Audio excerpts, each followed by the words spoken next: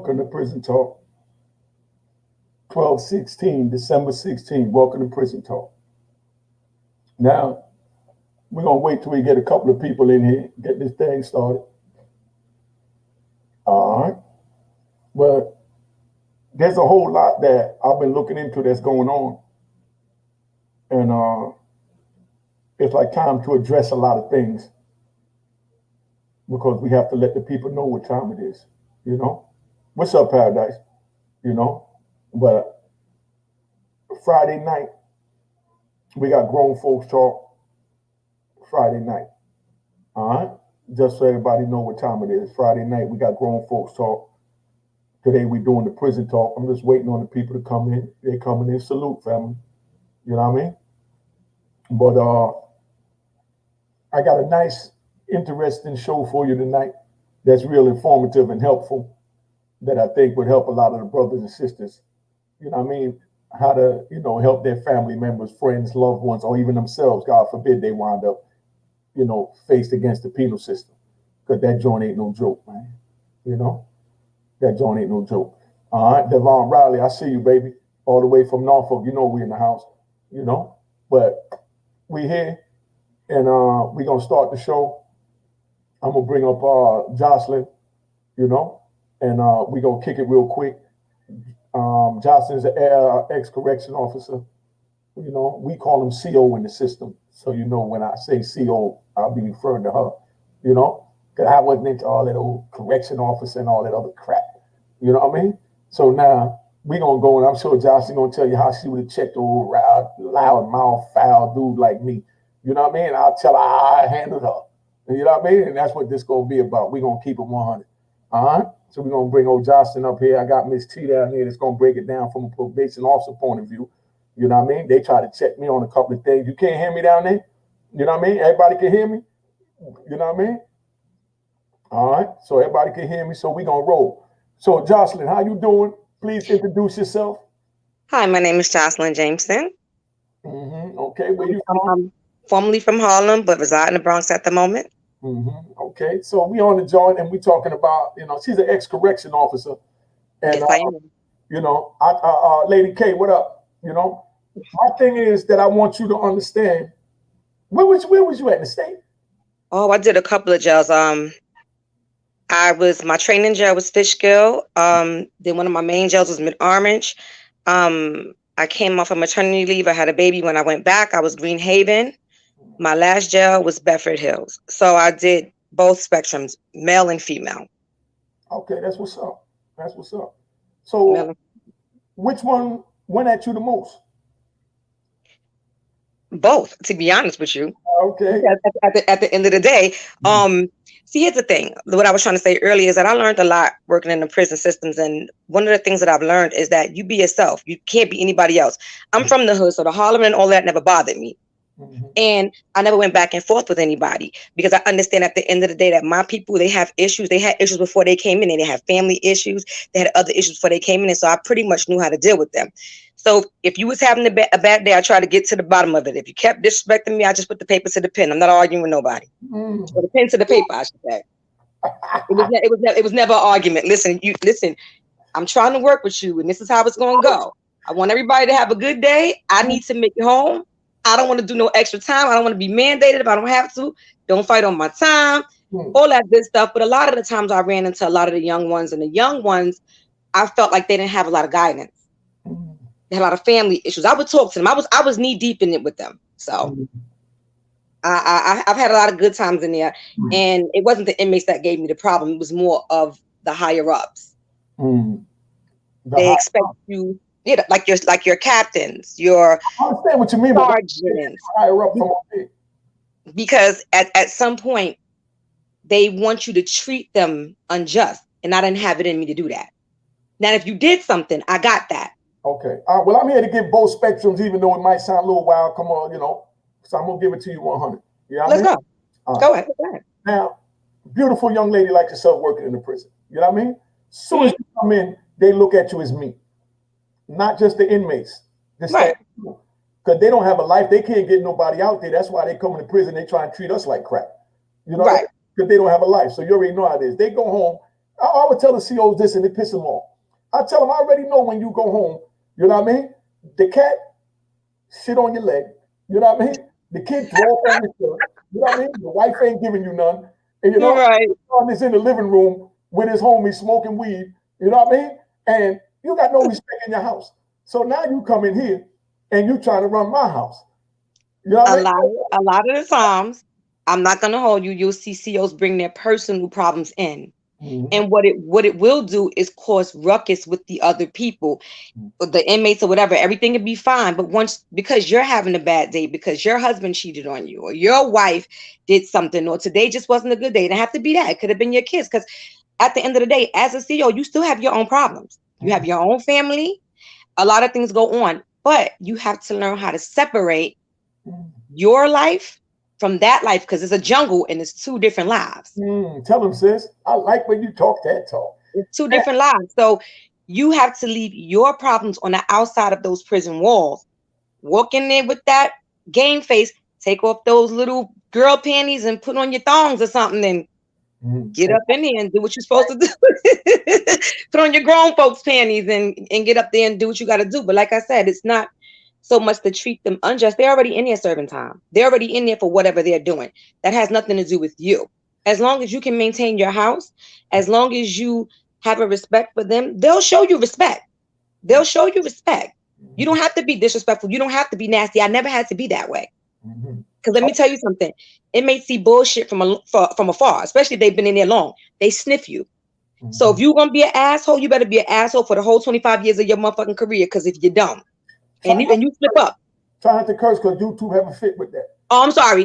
If you slip, I got you. Okay, if you slip up and then you want to be nice one day and then an a-hole the next night, it doesn't work like that. So if you're a nice person, just be a nice person. And you know, I'm glad you said that, right? Because one of the issues that we got in the prison is you got COs that, like I said, you know, they having trouble on the outside even functioning in society. You know what I mean? So they coming in, the only life they have is in there. I've had COs, you know, that I've pissed off. I'm talking about, I know I pissed them off. You know what I mean? But his shift ended. You know what I mean? So I tell my trying to go home to your wife. You know, she can't suck you off right anyway. You're looking for a boy in the prison. You know, I say something I know is going to piss him off. You know what I mean? Look, and then the next day he come back to work. You know what I mean? And as soon as he come on, before he even put his bag down, he walked by my cell, ripped my door open just to let me know he ain't got to knock and he could do it. He'll stand there and he'll look at me. And I just sit there and I look at him. And I'd be like, man, I know you didn't bring that shit from last night in here. I told you she wasn't going to suck you off right. You know what I mean? Now you bringing your problems in here on me. Leave that joint out the door, man. That was yesterday. Nah, but you also have a lot of people, because I know some, that you weren't tough in the streets. You wasn't like that. You put that blue uniform on and you become something different. Thank you. And so when them inmates knock you out, because I've seen it happen. And that's what I mean by dude just ripped the door like he cut like that. And then he don't say nothing because he know he can't say nothing, but he just looks at me. So then, of course, I say something slick. But, you know, some days I just felt like messing with him just because I could. Right. Just to let them know where they at. But that's the only thing I didn't understand, how they could take a problem home and bring it back the next day. Whatever you did for that whole 18 hours, when you came back, you should have came back as a whole new person and said, man, screw that. But see, that also depends on the person. Some people hold on to things. Some people know how to let things go. Like, I looked at it like, this is my job. Like, when people make such a big deal out of it, I'm like, this is an 8-hour job. Just like you go to your other job and you may get an hour break. It's the same thing on the inside. It's just that you really have to be a people person and you really have to know how to deal with people, putting them in check without being nasty. Because like I said, I'll put you in check quick and I ain't got to say nothing really. I'm not doing it. That's it. You know what? I'm gonna turn this up, man. I'm gonna turn this up. Turn it up. I'm gonna give them all angles of doing time in aspects that they probably never dreamed of. But I'm gonna bring Miss T up here. You know what I mean? As a counselor who come in. Miss T, you ready? I'm gonna bring you in. You ready, Miss T? Could you hear me? Oh, she can't hear me. Check with Miss T. Call Miss T. See what's up. She can't hear me because I want to bring her in. You know, Miss T. Unmute your mic. Your mic is mute. Now you go. Say something. Turn your mic up, sis. Pressing it. Oh, I'm saying I can hear you, but when you start talking after a while, The static comes. Okay. All right. Well, I ain't gonna talk that long now. I'm just gonna shoot my shot and back up. All right. Lower yourself a little bit so they can see you. There you go. All right. See that you ain't representing New York with your fitted. You know, we gonna put you on blast. You know what I mean? And you're supposed to be repping New York. But now, Miss T, you work. Tell them about who you are and where you have worked, so they know who you are. Okay. I'm Miss T. Hello, everybody. I'm from the Bronx. I work for Department of Probation. I work with 16 to 24-year-olds. I'm in a high crime unit. I deal with everything from gangs, guns, scammers, grand larceny, you name it. And most of the time, what I see is that there's just no guidance. There's no guidance and there's lost hope, right? And then we can't blame them for the lost hope because, like we talked about before, the OGs is not the OGs anymore. The Mhm. OGs are turning their backs. Got a 9 to 5 now. They don't want no parts. Even a lot of them, when they come home, they be like, oh, I'm not with that shit no more. But what they were supposed to do is come home and help the community and help the young ones, not get a job. Now they never, you from the streets. Like, okay, if you went up top or whatever and it taught you to calm your ass down, then you bring that back, but it's different when somebody did 25 years versus the 5 years and the 10 years. So it's like a lot of the times when I'm sitting with parolees versus probationers, they don't understand. You're not going to prison. You're going to Rikers. You're not going to prison. So you go to jail for 6 months, 2 years, fight your case, and then you get on probation. So you never touched upstate, right? So right now, the jails is wild. But people think since I know my man's and them, they in there, I'm gonna be good. And then everybody's flipping. There's no more loyalty. There's none of that. Nobody's their own man. So the unfortunate part is that all their fathers was in jail, right? So they either their fathers were in jail or their fathers are dead. So now it's the blind leading the blind. So now it's all these gangs that's supposed to be blood that don't know nothing about nothing, forming in their own little clique. So it's like roaches right now.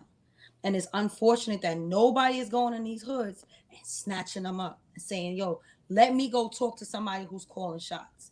Right? Because if you was calling shots, there was somebody else before you who was calling shots. Right? So it only takes us to take care of us. But yet we're killing each other, right? And nobody is marching for that. Nobody coming through the hood mad until they little mans get killed. Now it's this block against that block. When it shouldn't be like that. You could eliminate that.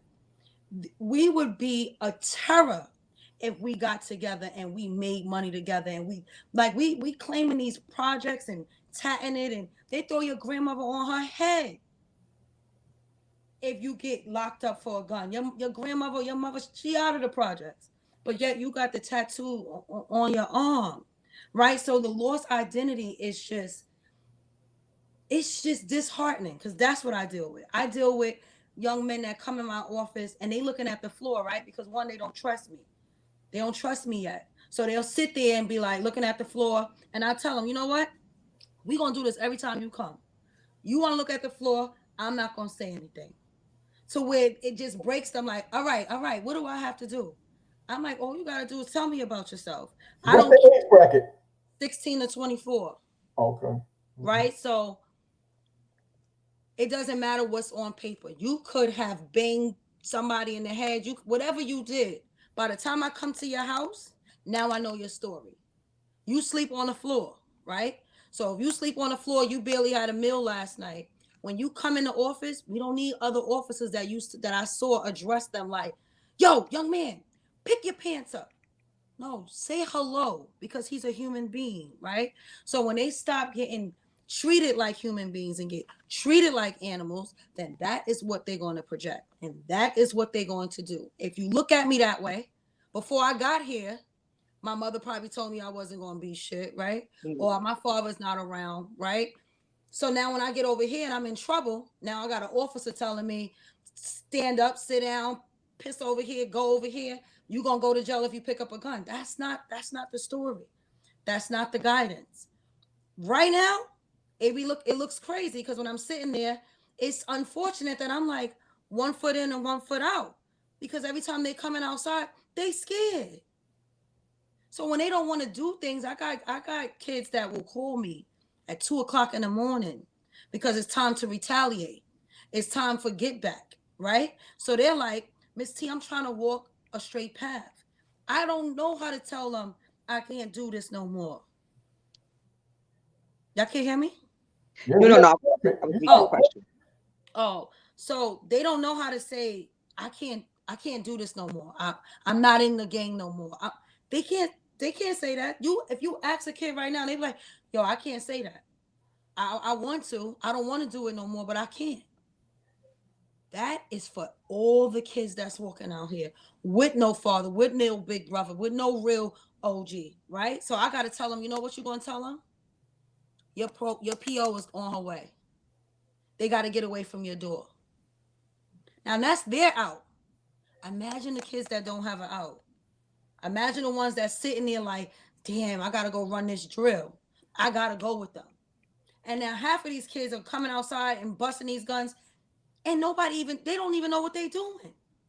They shooting from down the block. So mind you, there's somebody grandmother, there's somebody kid getting hit because the guidance is off. And I'm not saying that they're supposed to be guided because they need to know how to shoot. But what I am saying is like, where y'all giving the guidance at? Y'all not even giving them the guidance out here to go get they op, or this shit ain't about money. Nobody is telling these kids that, listen, you're going to lose your life for nothing. You got an OG telling a 17-year-old, take this. Don't worry about it because I'm going to send you some Jordans. Take this charge. Hold this gun. You know what I'm saying? So it's like, it's so sad. And now there's so much trauma because they're not taught to deal with death. When we experienced death, it was our aunt from cancer. It was from old age. They dealing with a 14-year-old friend getting killed. And you telling them to have a heart. Nobody's hugging these kids or telling them they love them, or that's over. So why do I care about your life? Who is going to tell me to care about your life? Nobody care about mine. Nobody didn't care about my best friend. So when they outside and they angry and they mad, it's fuel to the fire because everybody is turning their backs. And if we don't come together as a community and say shit gotta stop, it's not gonna stop. It's only gonna get worse. And I ain't gonna hold you. There are some OGs that's scared of these little ones. That be like, yo, fuck that knucklehead.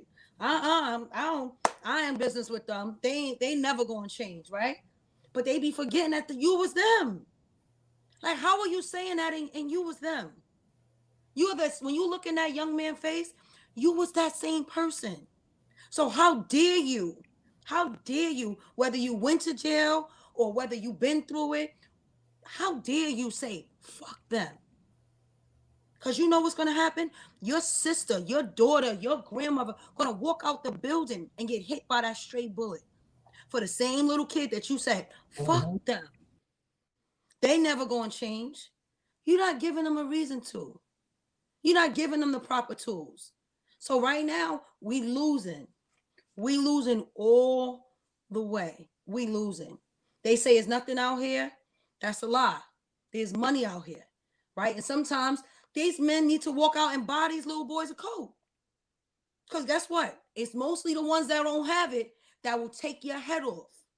They don't give a shit about this young man that might be in Catholic school standing there with a coat that his mother brought.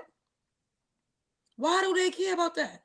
But then you have the same average drug dealer or 9 to 5 getting a couple dollars and know they see you starving and won't buy you a sandwich, won't buy you a $5 hat. And then they want to know why they bugging. Because you don't care no more. You forgot where you came from. So when they get in the cars and buying those bottles, these kids out here starving in a stick-up gang and outside swiping Metro cards, the community forgot. These same OGs forgot where the fuck they came from. Watch So the language. I'm sorry. So when my kids, and I call them my kids, when my kids come in my office, I do my best to guide them. I let them be themselves. I let them curse. I let them say what they want to say.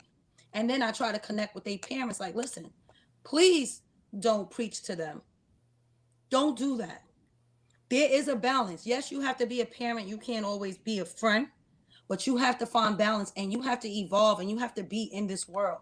Because if they shot somebody or they robbed somebody, they guess who they need to tell? They need to tell their mother or whoever is close to them, Mommy, this is what I did.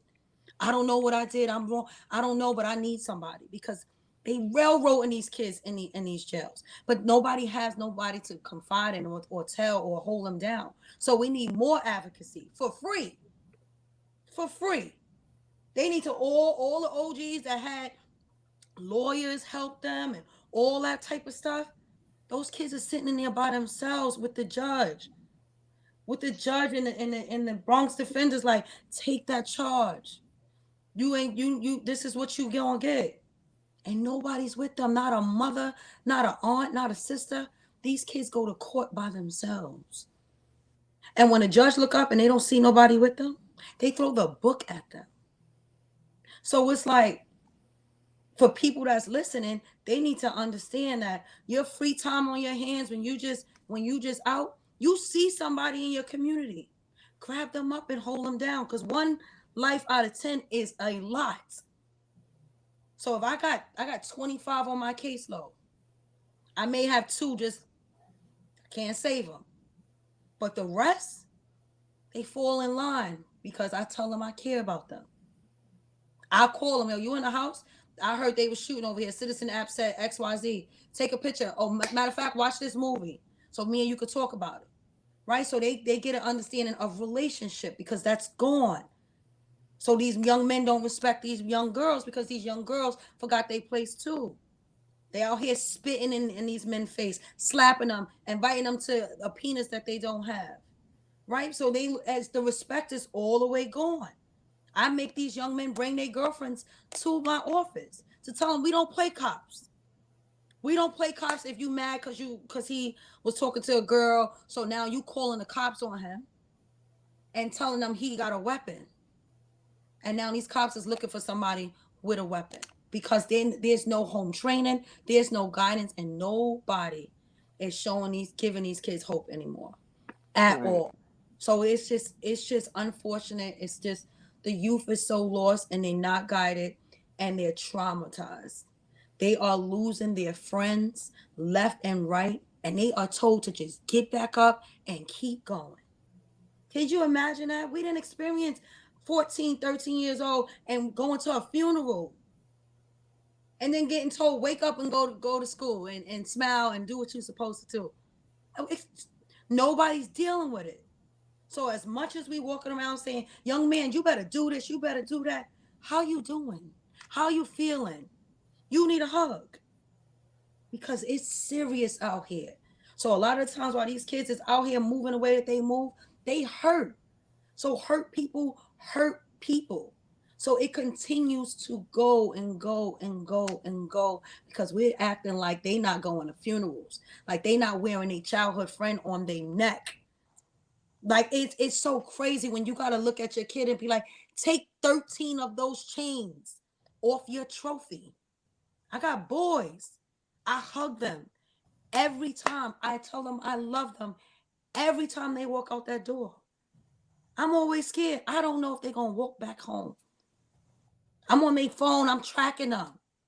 I don't sleep till my kids is 19 and 25. And I'll be like, I see you went over you over here. I wish I could do that for 25 probationers because they want that. They could be mad all they want. Yo, mom, I'm over here, right? They phoned out, they going to somebody else's phone. Mom, I'm over here, I'm okay.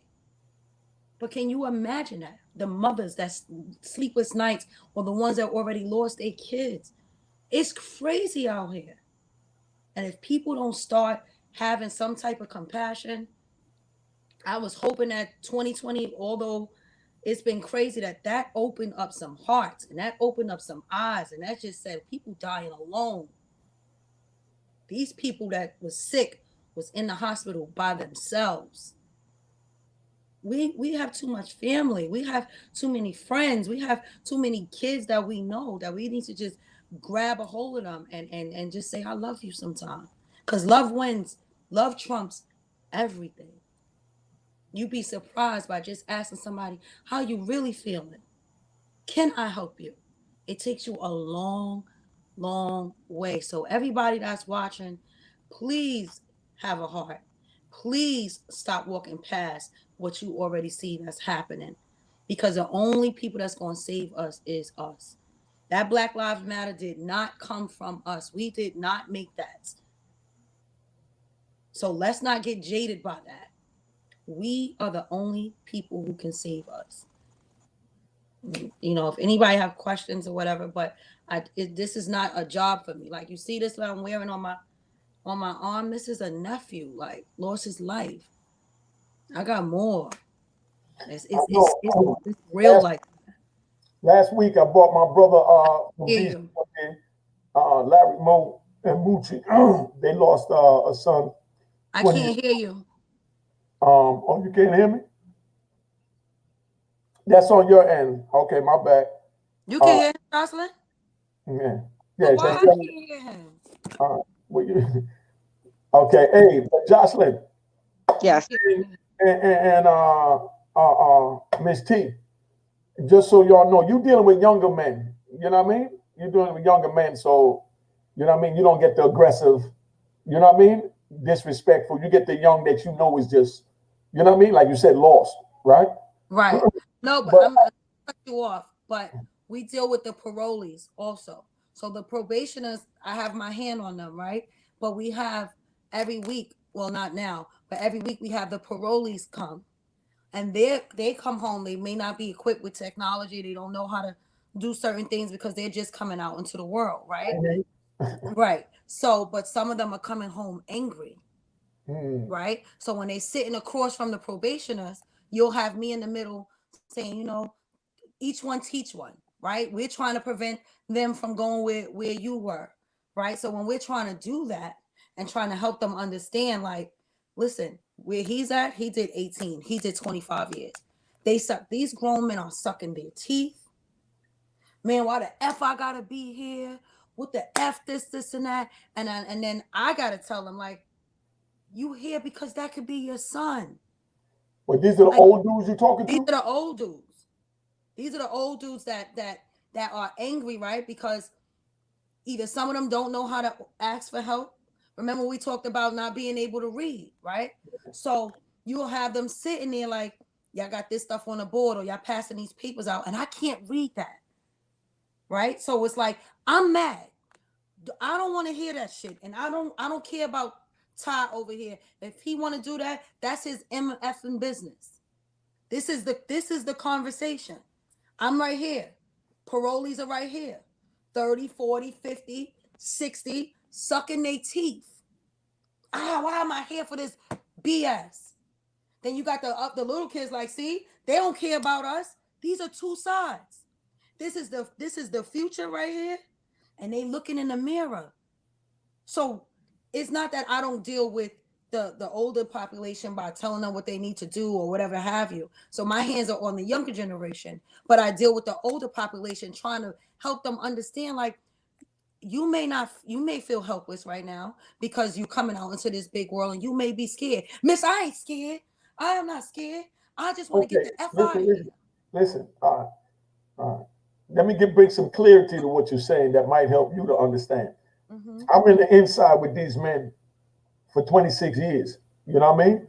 Now, I went in, I couldn't read or write. Like I said, I was angry too. You know what I mean? I jumped on the police, marked up in ADX, did 5 years on the ground and all that. You know what I mean? So I came in, did my animal years too. But once I got myself together by getting around men, like you said, that pulled me up, that say, yo, youngin, what are you doing? You know what I mean? You know, boom, boom, boom, boom. And they give me the game. So now I got the game, so now I know how to move. Now they throw me back in the system where they got the regular guys that didn't have this 5 years to lay down and learn yourself. You know what I mean?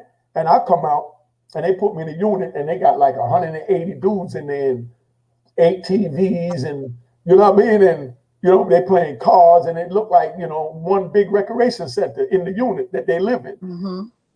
This gets to be the pattern every day. You got these few TVs. You got dudes that say every day he's out here watching this. So that means every day this TV is supposed to be on his program because that's what he's watching.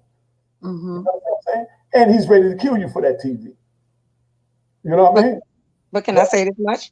So because I worked from two sides of the spectrums, from the prisons, and I was a mental therapist, so I worked with kids from 2 to 18. Mm. So let me just first say this. It starts from the home. And when you're not getting it from the home, they go to the streets. Mm-hmm. And bigger than that, there's people in the streets, like you said, that's knowledgeable. And this is where it takes a whole village to raise one child. And at the end of the day, as a Black CEO, I am a part of that village. Mm-hmm. So when I worked in the prisons with the older men, I used to have conversations with them like, I'm 5'1". You like me telling you when to take a bath, when to take a shower? They have all of these programs in there. Instead of you fighting and arguing, go use those programs. Go use those, because they're taking them out the jails now. I know. They don't have those programs. You was able to get your whole master's in jail. They shutting it down.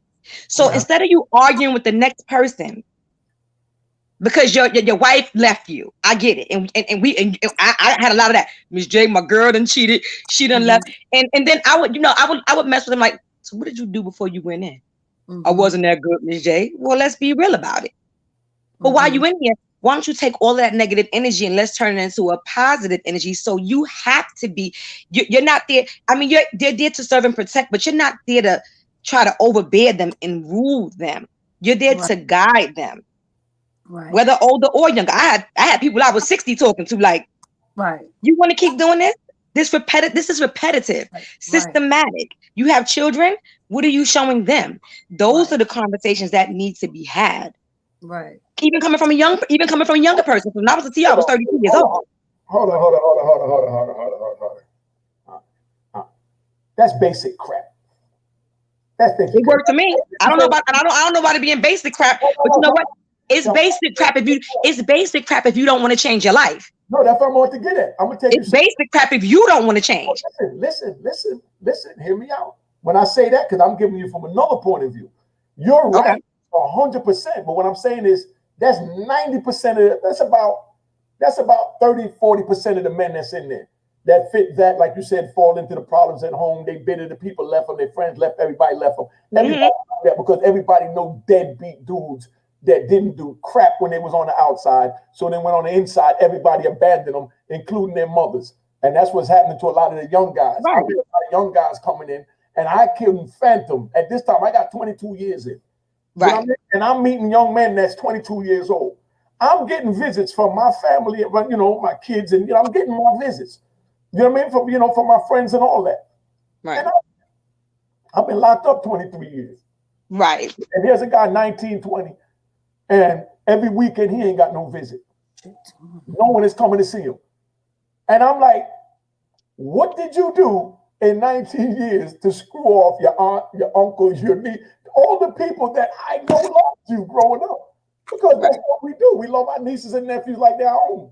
You know what I mean? And so on and so on. But now the reason why I say that that's basic crap didn't mean it's crap. Mean that's just the basic how dudes y'all know about. Now I'm going to tell you what you saw, but you didn't understand from our point, because you wasn't in this world. Now you picture these dudes, and you're going to be able to tell me who they are that you recognize from whatever jail they was at, because they all over the system. You ready? But can I say this real quick? But also too, you have to understand, a hard head makes a soft behind. So if you keep bumping your head on that same wall and you're not learning, it becomes nobody's fault but yours. But then again, it doesn't pay to have angry COs and COs that don't really care, because that's a whole different type of ballgame in the business. We're gonna get to all that. We're gonna let you hear, but I want to take the conversation here. And let's bring in a couple of these brothers here that's gonna help me out. Tell them who you are, big bro. We're gonna get that. Tell them who you are, big bro. My name is Dior King. Okay. Listening. I'm from New York, the Bronx, actually. I'm listening to the ladies talk, and I respect what they're saying. Exactly. And honestly, looking at today's world and how it is today, these kids is lost and confused, because individuals say one thing and then your words it doesn't manifest in your actions. And when they look at your actions and as what you do and as what you say, it's confusing and it confuses them. So, we have to take as an adult and as an OG, we have to take the time out and study ourselves and what we want to manifest within ourselves to bring to these kids so these kids can start thinking different. And then the children that's out there that's lost, they lost because they don't know who they are. And we're not making it better to help them understand who they are if we're trying to push them to sell our dope or sell our crack or sell our bud or tell them to go rob because you're gonna get a lesser sentence because you're still an adolescent. You know what I mean? That's crazy. But for the conscious ones and the ones that say they woke, everybody's consciously saying they woke. I don't know what that is, but if you are woke and your penile gland is open, that means you see the nonsense and you see the bullshit. And if you can stop it, stop it. I mean, as a person who worked in a detox center, who worked in the medical field, still working in the medical field, I done seen kids come in, shot up, stabbed up, sliced across the face, coming into want to be in the gangs because this is what they gotta do as initiation. And they come in there by themselves. No family members that really come in the hospitals with them. And if they do, it's probably mostly mommy because daddy's not around. You understand what I'm saying? So I hear everything that's being said here, and we just got to reach the youth. We got to reach the youth, and we got to reach the OGs that don't understand what's going on either because they're lost too. You know what I mean? Go ahead, bro. No, that's great. Hold that right there. That's great. I want to bring in all the brothers. I get everybody up here. Get them in. Come on, talk to them. Introduce yourself, big bro. Then I want to bring Haas in so we can get this thing rolling. Peace, family. Peace, ladies. My name is Octavius, Brooklyn, New York.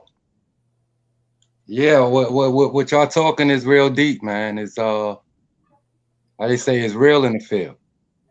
And if the OGs ain't putting the information out there to educate the youth, then it's a dead end. It's a dead end for the youth, and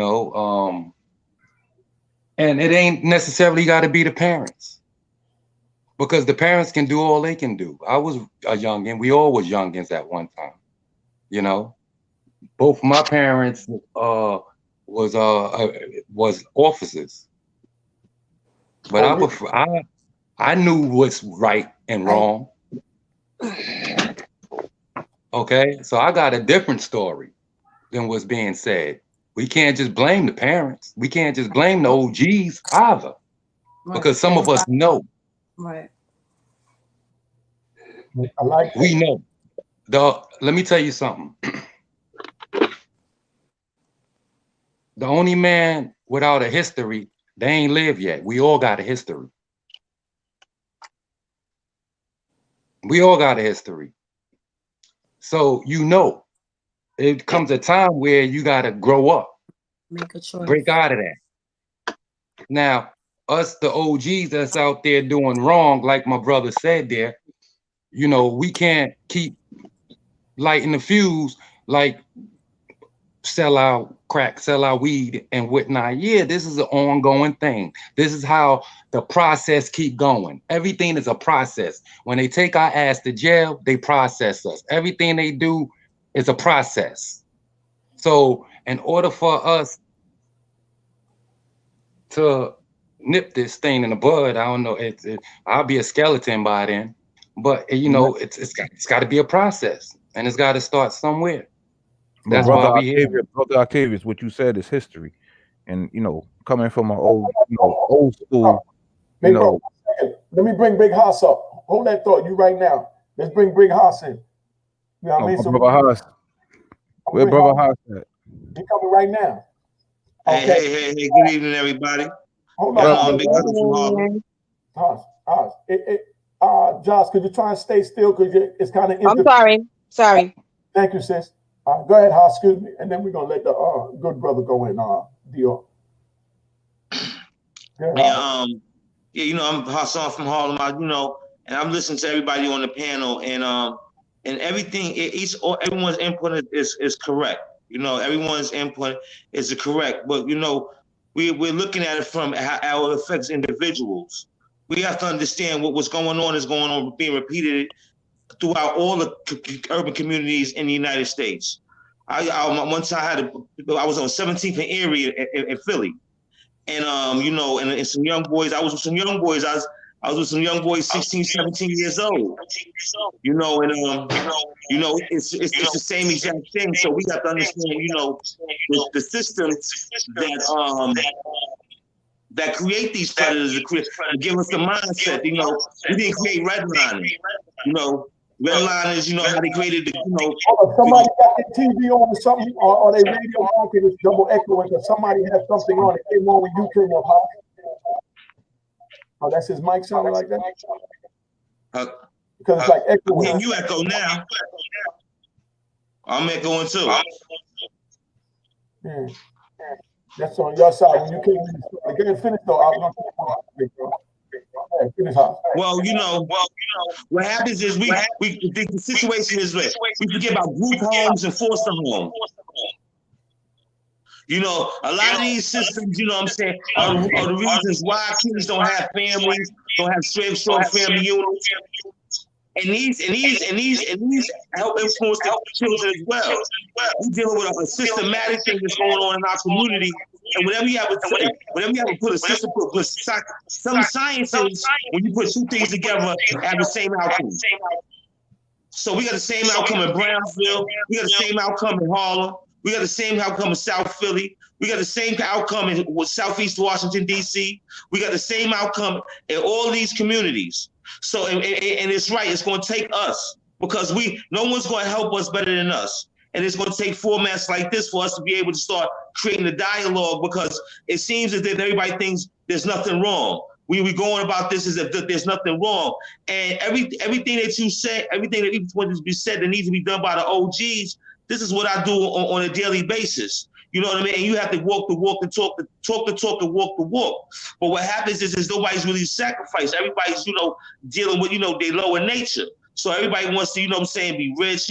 Everybody's in one of needs. So we forget, that we need the help. You know what I mean? These are our children, as we get older and we want to go to the hospital, we got to go see doctors and dentists and things of that nature. We're not even looking at our own. You know what I mean? We need to make sure that our next generation are the next dentists and the next doctors. But so it's going to take us, because systematically, in the Maryland exclusion law of Maryland in 1638, it was already documented that we weren't supposed to benefit in what American society is giving us. And so what happens is all we see is the engineering of us and maneuvering through the prison system, the mental health systems, the welfare systems, and we're at the bottom of the barrel, each and every position. So we have to start working together. Everything that everyone set up here is valid. We have to start doing this. We have to start taking these kids out to dinner. I remember I took some young men out to dinner.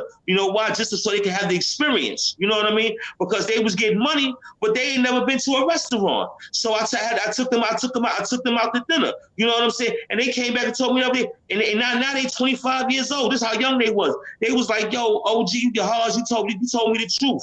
You know what I'm saying? You took us to a restaurant. I told them the truth. I told them about, and that's what we need to do. But we, but we too busy trying to pretend a role to cover up our own insecurities. You know what I mean? And that's the right reason the OGs is not willing to give back. But you know what I'm saying? As a people, we trying to get down with another group of people. You know what I'm saying? And we got to start taking care of our own. Because when somebody could come filtering organizations in our community and that falsely represent us, and they don't really represent us, and then the masses, follow behind it. You know what I'm saying? That's because we're not controlling our neighborhoods. That's not controlling the thought pattern, and that's because they've seen a weakness in us. They've seen a weakness in us where they're able to manipulate something and able to interject something in our community to control something because they know we want need of it. So what we're doing right now, we taking it back. You know what I'm saying? Each and every one of us, we have the ability to take it back, as an individual. Just like we said, take them out to eat. But if I see them, some of the young kids I teach, I see them, if I see them, they looking back, give them some money. because that's what they need. If you want them to listen longer to you, you know what I mean? Give them some money. You know what I'm saying? Do something. But you know what I'm saying? But don't just sit there and flash on them and show them the car, because just like you said, they gonna be the one who want to bust you upside the head. They gonna be the ones that want to line you up. You know what I'm saying? You gotta know how to spread some love. You know what I mean? And that's what we doing here. All right, that's what's up. Go ahead, big brother. That's on you, Dio. Gonna take him on. Yeah, you gotta take me off. Haas, I'm gonna get at you, brother Octavius. What you said was about history. The thing is, if you don't know history, one will be doomed to repeat it. You have to understand what you do now. You're going to reflect what you do in the future. And a lot of us, like myself, I've been in prison. But when I came out, I had to think different, move different, associate myself with individuals who like-minded as myself. And now, from that time, and I work in the hospital. So you have to pick and choose your poison. How I said yes. If we don't help change the things that's going on in today's society, it's going to keep repeating itself. But what are we willing to do at this platform right now? What are we willing to do to change what's going on in society today? Be an example, basically. And the example is lead righteously.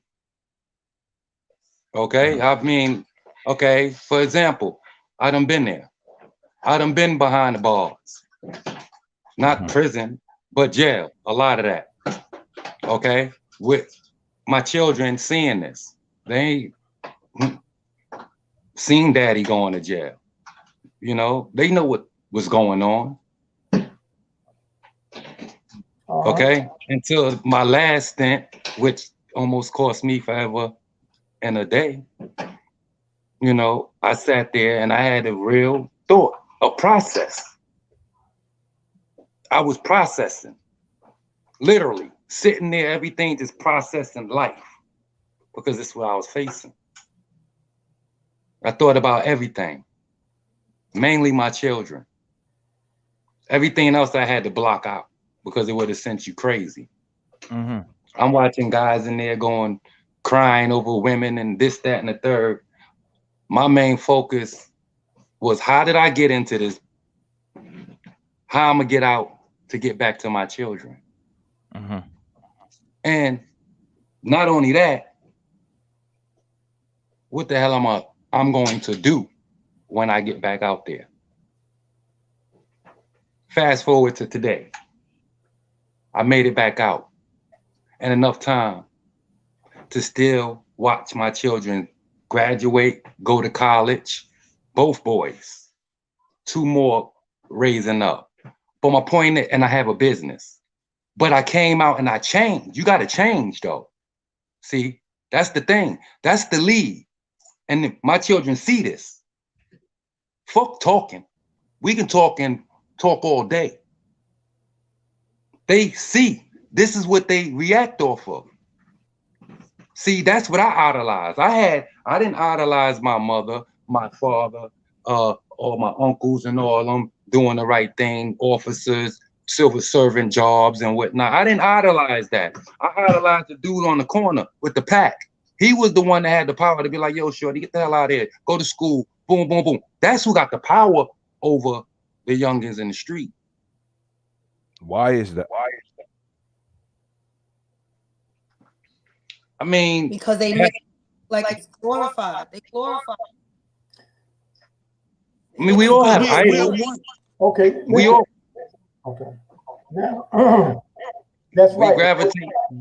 That's glorified, but I want you to understand that I can answer that question because it was limited things, to attract from my era. Because we didn't have the social media, we didn't have the internet, we didn't have the PlayStation, we didn't have the PlayStation 7, 8, all that stuff. But like you said, they looked up to us. You understand? And that's why I can probably happily say I can bring 10, 20 men from my neighborhood, other neighborhoods that I went in, that have approached me to get drugs from me because they was effed up, as they said. You know what I mean? But I wasn't effed to bring it to my world. You understand what I'm saying? But you see what my brother just did? That's how we all get punched in the face. You know what I'm saying? Literally, just by words. You know what I'm saying? Yeah, people ain't even got to do this. Just what my brother said. That's a hitter. That knocked your whole face when he's like, what we gonna do about it? What we gonna do about it? Nobody got an answer for that. Exactly. So what we got to do is start living. We have to start living by example. No, but We have to show them that, one way is not going to always be the right way. No, but that's the point that I'm making. They came to me and they said this. I didn't give them drugs to sell. You know what I mean? I said, yo, go on in the Mecca and clean the windows in the Mecca. You understand what I'm saying? Go sweep in front of the Mecca. I need to run the store. Give me 2 drugs. You understand what I'm saying? I gave them something to do that I didn't need them to do, so they wouldn't think that I was just giving them a handout. You understand what I'm saying? And I gave them 10 or 20 hours to make that run. They was ecstatic. But it took out their mind. They wanted blah, blah, blah. Now when they say, damn, you nigga, I can be like you when I grow up. You know what I mean? Be like, man, I don't want to be like you when I grow up. You know what I mean? I laughed with him. I said, no, you know that I haven't. We need something. We need something. Let me finish. Pardon, not to cut you off. My bad, bro. I'm gonna get you though, But like I said, I tell them how screwed up my life is. Well, I let them know that I can't even go to Thanksgiving dinner because I can't go to my own family's house because I don't know who gonna watch me to know where I live at because my status is too high. By anyone, I have to stay away from it. So I don't have Thanksgiving dinners. I don't have Christmases. This is my first Christmas tree and my first Thanksgiving tree in 26 years and my first Thanksgiving in about 40 years. Because I've never celebrated Thanksgiving because Thanksgiving, I've always fasted or been on the street and didn't have a family to come home to. You understand? And everybody that knew me still had a family because my family was tight. But they wasn't tight with me. But I didn't tell I didn't go on the street, but I wasn't gonna phone the other man's child to come into my world to come do this foolery that I chose to do. You know what I mean? Because those are my choices. So like I said, and I think I'm gonna do that kind of condition. I'm gonna bring some brothers on here that used to come to me because their children were young. And they came to me and say, you need me to shoot somewhere? You need me to take some drugs somewhere? You need me to work this? I need to get some money. My son's birthday. You know what I mean? It's my daughter's birthday. And I don't even have nothing to buy for their birthday. You know what I mean? And watch the store for me real quick while I move. And then I give them $200. You understand what I'm saying? But I never gave them drugs, and I'm gonna bring them on there so y'all can tune in when you see the children of the fathers that I looked out for to keep them away from the drugs and the street. So everybody wasn't trying to bring them on the street, because when they came up there, heroin dealers, they wasn't into that. You understand? And the heroin dealers would tell us, yo, that's wrong, don't do that. Go ahead, man. My bad. So back to it also goes back to us knowing who we really are. I hear a lot of echo as black people. Yeah, I've been hearing it all the time, even me. Should I come out and come back in? Turn the mic down a little bit if you can, but you sound good enough for me. Okay. It also goes back to us knowing who we are as a people. There's a law that actually states that we're not human, or almost or partially human. If we don't even know who we are as a people, we're definitely going to continue to struggle. Definitely. So it's bigger than this. Let me say this, because I want your opinion, because you said you worked in the prison. This is what I started earlier before I started seeing the other men. I want the other brothers that have been in prison too to give their assessment on my analysis. This is Unique's analysis on how I interpreted many of the brothers that did time around me that I'm sure the CO probably didn't know. You know what I mean? But the brothers over here that been in prison, I'm quite sure y'all recognize these type of men. Now, I come into prison, I couldn't read or write. Nobody said, come on over here, let's go do this, let's go to GED, let's go to school. Nobody told me that. You know what I mean? So instead, you know, I had a girl come on and visit, bring me some weed, started selling some weed in the joint. You know what I mean? I start doing me and I'm running around and I'm acting like I'm still on the street. After I screwed up, went to ADX, met the brother that I said, you know, taught me that it's best to get my education and be prepared, because you never know if one day they might release me out of here and I don't want to walk out and not have anything to bring out there to be able to survive any tools. You understand what I'm saying? So I got my GED, started taking psychology classes.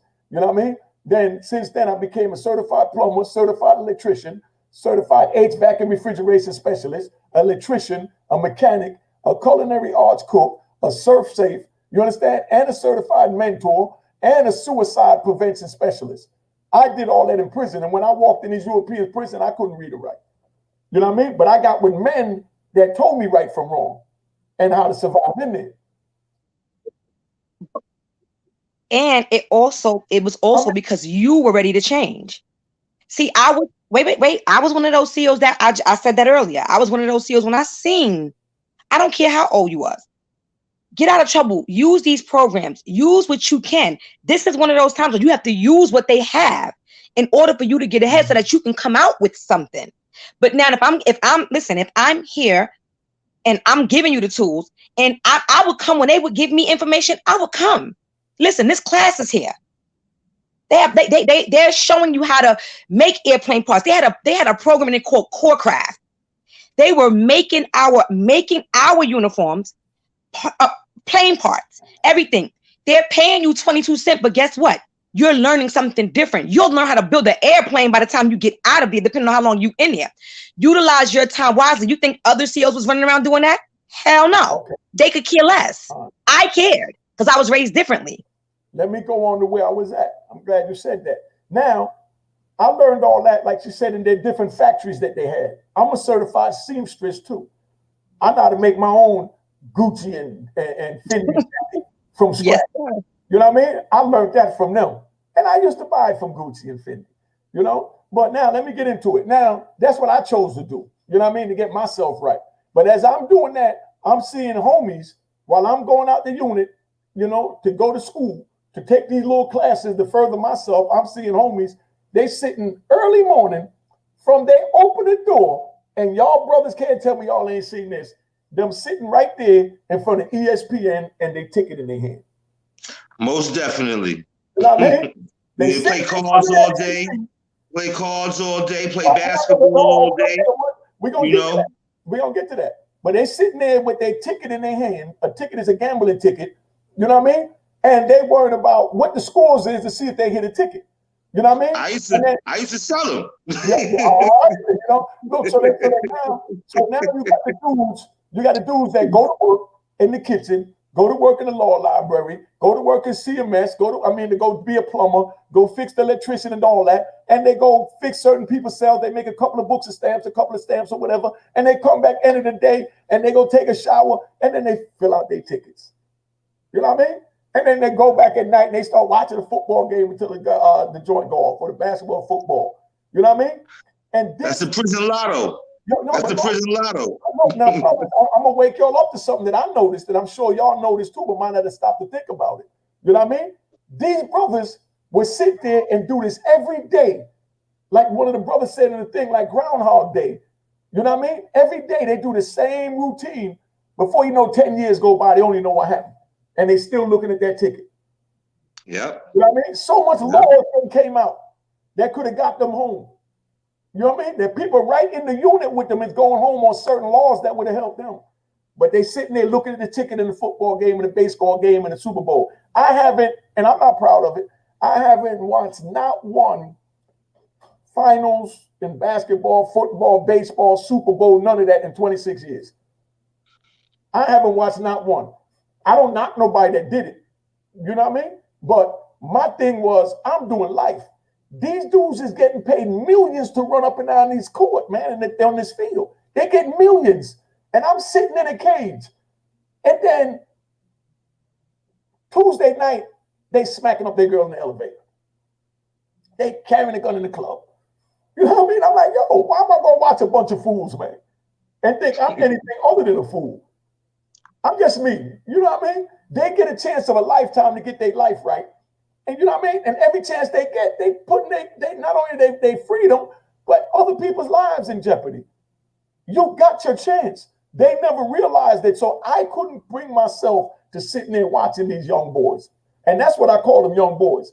Because they grab them right out of high school, fresh out of college, and throw 100 million in their hands, and nobody told them how to be a man. Nobody told them anything about finances. You know what I mean? So they just as dumb as I was when I was out there. You know what I mean? Except they're young enough to keep running up on the full court to say, yes, sir, boss, yes, sir, master. But I brought that up to say that dudes let years, decades go by doing the same thing over and over again, man. And before you know it, that 30-year sentence is over. And the only thing he could answer is who pinky is hurt and can't throw the football on Sunday. He don't even know who's the president. He don't know who's in the Senate. He don't know the reason of the Senate, the House. He don't know nothing about voting. He don't even have nothing to give his grandkids that he's now going home to. You understand what I'm saying? I mean, go ahead, Big Hans. You know, that's the situation where even out here, all our men are concerned about the basketball games. They're concerned about the sports. You know what I mean? But what happens is they don't know what the GDP is. They don't know what the 3 branches of government is. They don't even know the functionality of government. And these are much of the things that they need to be involved with. They don't know why they're unemployed. Like the woman said, core craft. We have to understand something. Core craft works in the prison. You know what I'm saying? They create everything. That's unicorn in the feds. So y'all it's unicorn, exactly. Unicorn in the feds. They make lights. They make the lights for the cars and everything. They make everything. All right. So what happens? This is an industry. This is free labor. How do we make sure that we keep this free labor? By giving them a poor education, by making sure that they don't know who they are, family, the peoples are. And the thing about it, we have to reach back. I remember there was God bless the dead is a man named Dr. Joseph Ben-Yakin. Dr. Joseph Ben-Yakin taught all of the he taught Malcolm X. He taught John Henry Clark. He went to Egypt and all this, right? So what happened was I'm studying and I'm learning. I changed my life. I found out this man lived in my aunt's building in Atlantic Service. So I walked up to the man. I said, you know, he was 90 years old now. He couldn't understand it. I said, Dr. Ben, I said, why you ain't come talk to us? Because we from 132nd and Madison. You know what I'm saying? It was nothing but gang, you know, with young brothers that was ready, you know what I'm saying? You know, a lot of us gave up our lives for nothing. You know what I mean? So, you know what I'm saying? So I said, why you ain't come tell us? Why you ain't come tell us? You've been to Egypt, you've been to all these places, you lectured and all this to all these people. He couldn't answer me. So the thing about it was I said, I'm going to do it. You know what I mean? I'm going to do it. I'm going to bring it to the young brothers. You know what I'm saying? However, you know what I'm saying? Because what happens is we got to make being smart fly. We got to make being intelligent fly. You know what I'm saying? I can sit here look like this, but I can use words like insalubrious means unhealthy. Deleterious means unhealthy. Trepidation, which means fear. You know what I'm saying? Intrepid, which means fearless. You know what I'm saying? Sagacious will mean shrewd. You know what I'm saying? We have to be, you know what I'm saying? And this doesn't come from my college education. This comes from my correctional college education. You know what I'm saying? Because when I was in there, I decided to do something. You know what I'm saying? Because I wanted to outsmart people. But guess who I learned I wanted to do something from? I wanted to do something from Don King.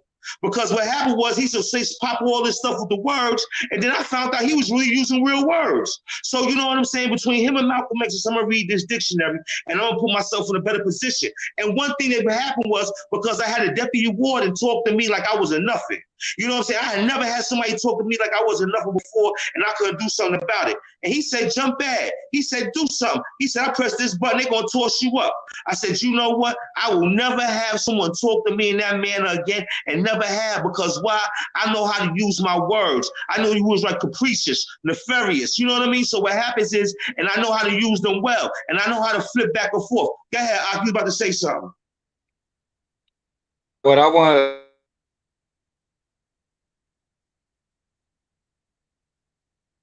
Can you hear me? I can't. We can't hear you. We can't hear you, baby. We can hear you. Can't hear you. Yeah. Keep jumping on. He muted. He mute. Okay. I'm mute. The mute button. Y'all can hear me now. Yeah, baby. Yeah. Oh, okay. Me and Crumb was kind of talking about that's. See, when what you just said, you know, them words you need to compete with the Europeans. Okay. Yeah. See, the thing is, when you go to day college, the only thing going to college is is Exactly. following basic instructions, just like the Exactly. Bible. That's college for you. So see, that's why we get beat up. You understand? Because like you said, them words you use, and we don't have no understanding of them. So they can use them and belittle us, and we, okay, Exactly. like rub it off like it ain't nothing. But that's only for us to compete with them. If you want to go back, we wasn't using words like that. We only got to learn that now. Like you said, Malcolm X studied the dictionary, just so he can go at him. But he was talking to his people in another language. Exactly. Keeping it simple. So learning them big words, to me, I want to know who I am. First off, that's first and foremost. And it ain't too many big words gonna explain who I am. See, the body is hold on for a second. Those are big words. See, that's the problem. See, what happens is that they flip it. They flip them when they want to use language. They not big words. I understand. They not big words at all. You're right. That's why. See, one side. See, and then go and another thing I want to build off of. When I got myself out of trouble, sitting there, and I'm watching. The youngins don't take shit, pardon me, my bad. They don't take things serious. When I was in there fighting for my life, I was watching other young boys facing mad time. They're coming there, they playing around. A week before they trial or whatever, they'll open that Bible up. Yeah. Next thing you know, I see them, after they go to court and come back, they sling the Bible across the pod. Mad. Oh, what you done got? Homeboy done got 99 years. He said I like 99 years. But my thing is, I watched him play the whole time, and a week before he called the dude that be in there studying the Bible the whole time, he called him, yo, I want you to help me study this Bible. I got to go to court next week and trial. He come and he blows it. The thing is, he ain't taking nothing serious. Exactly. Okay? So when I went in there, I was in there for a week before I knew I got to take this serious. I got to take it serious, man. This is my life. I sat down, deposition, case law. I had them all laid out in front of me, and that's what I did. And like you said, what I didn't know, Haas, these words, I had to go research, study, go in the and I had to know what this is, because this is my life I'm talking about. That's right. All right. We got to take things serious. We ain't taking nothing serious because we done been through so much, and so much done happened to us. We don't take nothing at all serious, even down to when we get caged, and it's ways out. It's ways out, but we playing. We not serious. You know, from day one, I went in there playing for the first 5. Then I said, this is serious. From then on, even when the CO came to cut my light out at night, he looking there, on the top bed. I got everything out. I got the Quran out. I got the Bible out. I got my case paper out. I got every book you name out. And like my brother there said, I ain't know much before I went there. 22 months. I came out of there with an education. The lawyer looked at me, my lawyer, a public defender, okay? Looked at me, he said, yo, how many years you did in college? I said, none. I did 22 months here. Because I'm the one that wrote that case out and gave it to him. I couldn't do that before I went there. Because I knew it was serious. And up until that point right there, Haas, because you know, it got serious to me. Life got serious to me. But, and guess what? I'm back there with the craziest of the crazies. I ain't with them general pop dudes that's gonna only get about 4 or 5 years, even 20 years. I'm back there with the guys that got 20 that's coming back on a pill and things like that with double bodies. That's who I'm back there with. I was where they saying if I blew trial, it wasn't no parole officer or probation officer for me to come home to. to talk to. So I was in there for life. So this game I was playing, it was serious. And so and me in there with these young boys, other young boys watching them play like this was a playground. And it's the same way on the streets. We don't take nothing serious, family. That's why we getting beat. And we always worry about what the Europeans doing. Sorry, I don't mean to sound radical or racist or whatever, but this is not at all. Not at all. Speaking facts. Not at all. You know what I'm saying? Yes, we're in the competition. The competition is to see if we're gonna make it out of this, okay? Alive, not okay. Alive. So they play when I'm alive. Exactly. Let's be real about it. There ain't no future in fronting. That's why we here. And just like I told them, this is about the future. This ain't everybody that's fronting now. It is showing the future. What's up? And like you said, everybody too busy playing, but they not playing with us. That's right. They not playing with us. We jumping rope and double dutch. They're not playing with us. It's not a game. They're not. Is a game. They're not. They dead serious. We the party people. They on a mission. Right, this government dead serious. You know what I mean? Right, but and we can do it. And we can do it. Because I've been a knucklehead for 20 something odd years. Here it is. I'm at this age, and you know, and I ain't get to this age by being stupid. Because I'm still alive and I'm talking to y'all. So I didn't get to this age by being stupid. Because a lot of people I know died at 18, 22, and things like that. So I can tell you some real things. And you ain't got to be a pussy. You ain't a part of my words, you know, but you ain't got to be a coward or anything to be like, you know what? You right. I'll give you that. Because at the end of the day, there's nothing wrong with giving life. Right. That's what we're doing here. Nobody's doing that though. Nobody's telling them you're not a coward for this.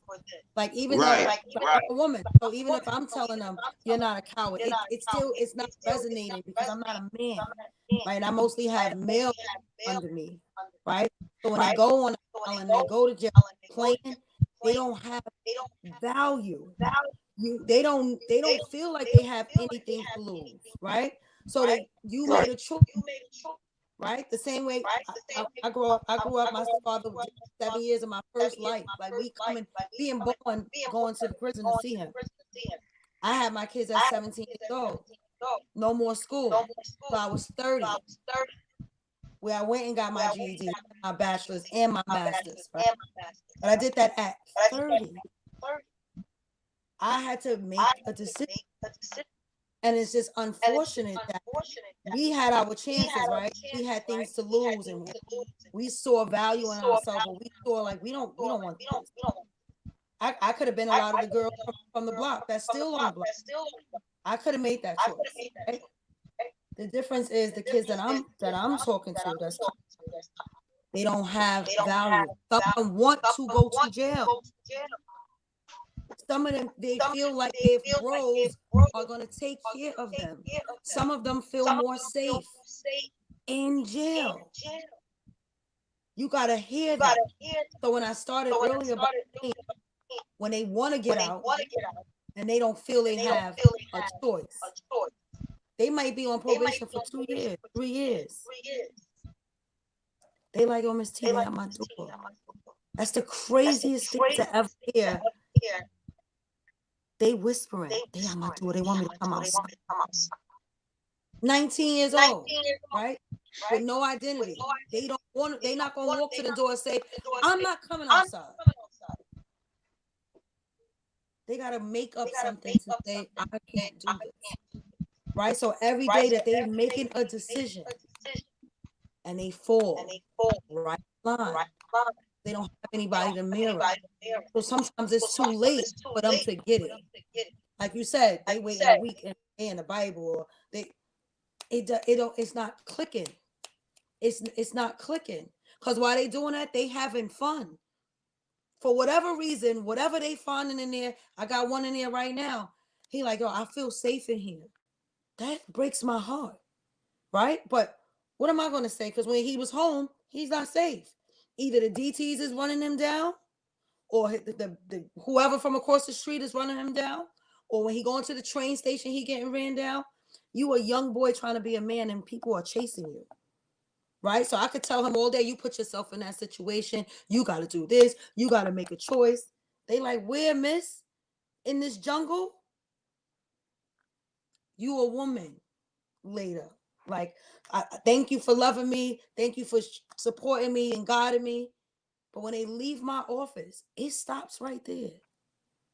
So we're talking about the people that's coming across me. It's a 1%. That's 1%. 25 kids sitting there. And I got 27-year-olds, 28-year-olds that's having kids and like, yo, miss, I can't do this no more. But they made it to 27 and 28. I'm talking about the 13 and the 12 and the 14 that does not have that mirror. So when they go up top, or when they go to jail and they sitting there, it's still not going to click. They didn't have value while they was out here. They don't really have value in there. Time is going by so fast. They know everybody. They think this is play time. And then nobody advocating for them. So now the judge is scaring them, and the defenders, whatever. My mind is all over the place right now because it's really sad. And we talking like you said, we talking, but if this platform doesn't say, well, you know, it's the pandemic or whatever, but in February we need to do this, or we need to get together and do this. This is all this will be, is a platform of everybody talking about their experiences. It has to go further than this because we're not the only one doing these platforms. We're not the only one talking about our lives. We're not the only one saying the do's and the don'ts. We're not the only one saying what's right and what's wrong, right? So if it does not leave from here, if we are not communicating with each other and saying it starts right here, it starts right here. I got a question. Hold up. How do let's hear it from the ladies, all of y'all. How have the prison system helped in one sense, but failed inmates in another sense? I say helped in one sense because it made billions of dollars. It's a $1 billion industry. You know what I mean? So it's definitely working in that sense. But how has it failed the inmates to y'all? How has it helped the prison or the people? Who did it help? Okay, we know it helped the public and the taxpayers. You know what I mean? Because it's a $1 billion business. It's on Wall Street. You can buy stock in the prison system. You know what I mean? So it helped in that sense to juice the economy. You know what I mean? But how have it failed the inmates? Well, can I say this? I've known a lot of people, and not for nothing, it's sad to say, but it took prison to save their lives. They was running amok, doing all type of crazy things, and prison is what made them say, all right, I see this as a different type of ball game. Because I know a lot of people who, if it wasn't for prison, they wouldn't have had a second, a third, a fourth, or fifth chance. Now, is that the way you want to go? No. But if it was meant for you to wake up, if that's what it took to wake you up, then I thank God for that. I agree with you. I thank God for that. Mm-hmm. And on top of that, even though I don't work in the prisons, but I still do stuff with them. And I also send books like this, The Color of Law, the things that they need to know about stuff like that. So at the end of the day, I know a lot of people at prison where it actually stopped them and said, you know what, this ain't it for me. Like, it's got to be another way. And I don't want to say that it wasn't people out there helping or teaching, but if you wasn't listening and you wanted to do your own thing, and that was the wake up call for you, and that's when you heard everybody telling you what you wasn't paying attention to, absolutely, and it helped you to be a better person, then so be it. Not every, the thing is this, because there's negative situations, that doesn't mean that positive don't come out of it. A lot of negative situations is where you see growth. That's true. Is where you see that positivity. If everything was so easy and this, that, and the third, then nobody would be in these predicaments now. I've seen a lot of growth come from a lot of inmates. I keep in touch with a lot of people. People took that, went to school. Now they're helping other people. So it's not always the worst thing in the world. I agree. I It's agree. just that the system is just so tainted, and There you go. The system is tainted. It's not rehabilitation. They're not rehabilitation. Right. Okay, we got that. We know it's positive. We know prison is positive because it helped me. It helped our brother Octavius. You know what I mean? It helped a few of us. Helped brother Hassan. So we know that. But let the people know how you feel it failed them because you're on the inside. We know it helped because look at us, 3 good men sitting up here, came from prison that couldn't do what we're doing today. Well, you know what? I've also seen a lot. Hold on. I just want the people to hear all sides. That's why I'm saying. Okay, no problem. All sides, yes. Okay. No, go ahead. I want you to finish. You know. and how it felt, people. Yeah. Because I've seen and known people that were innocent and were there. You failed them. There you go. Talk to them. You failed them. I've watched people go to the law library and they spent their days, nights, trying to prove themselves to get out of jail, and it worked for a couple of people. How do you convict somebody of a crime that they didn't do, and all the evidence say that it's not done, that they didn't do it, and now they're in jail for that? So yeah, that's definitely one way that they failed them. That's the definitely. It's good you said that, Octavius. We're gonna get you right now, but it's good. It's good you said that, sister, because there's a show that I started watching 2 weeks ago. It's only the 3rd episode coming on Sunday, speaking on just that, called Honor, HONOR, where it's a white dude that's a judge, real caring judge, looks out for everybody, and, right? And it's a gang lord, a white dude like an Italian running everything in the town, and he gives his son a nice old-fashioned motorcycle, an antique joint, son like 17, 16, and his son go riding it, and the judge's son is driving an old beat-up Volvo and drops his asthma pump, reaches down to pick it up and runs the kid over and knocks him off the motorcycle, kills him, busts his head up, and the 17-year-old is dead. So the father, who's the judge, the son left the scene of the crime and went home and then told the father. So the father had to go turn him in. When the father went to turn him in and he went to the police station, he found out that it was this killer kingpin, John Gotti dude, son that he killed. So he runs back out of there. You know what I mean? So now his son was getting ready to come in when he told his son, man, get in the car. You don't know what you did. We got to never let nobody know this. So now the judge, who's supposed to have honor, is hiding his son from this hit and run of this dude thing. You understand what I'm saying? And the joint is just badass because as you're watching it, it goes into what you're saying, where I don't want to give them too much in case y'all want to go watch it. I know I describe it good as heck. But anyway, you know what I mean? The joint, I'm going to tell you anyway because it's only the 2nd episode because this joint's so good. But now, but look, so dude go and the white dude want to get his son off the issue, want to get his son off the case. So the white dude called this black dude, that older dude, that got connections on the street, 3-piece suit, just know everybody. So he calls the street level, get the little corner, Unique or Hassan or Octavius, you know what I mean? Or Dior from back in the day, and tell us that we need you to get somebody, you know what I mean, to drive this stolen car so we can report the car stolen and charge him with the murder, you know what I mean? So that, you know what I mean, we can make sure that you stay out here and you ain't got to tell on as many people as you've been telling and you safe for a minute, as long as you help us, by getting one of your people to go to jail for this murder, because we got to hide the fact of who really did it. You know what I mean?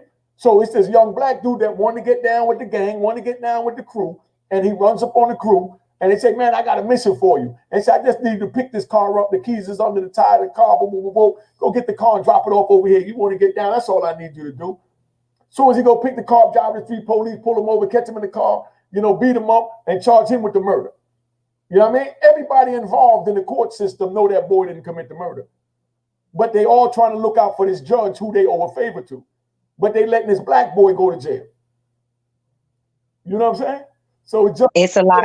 People being innocent. That's real life that they sat and took into that. Now go ahead and finish that up. I know it's a lot of that, and it's a lot of, especially of our color, that aren't even capable, autistic, they're not capable of committing these crimes. Mm-hmm.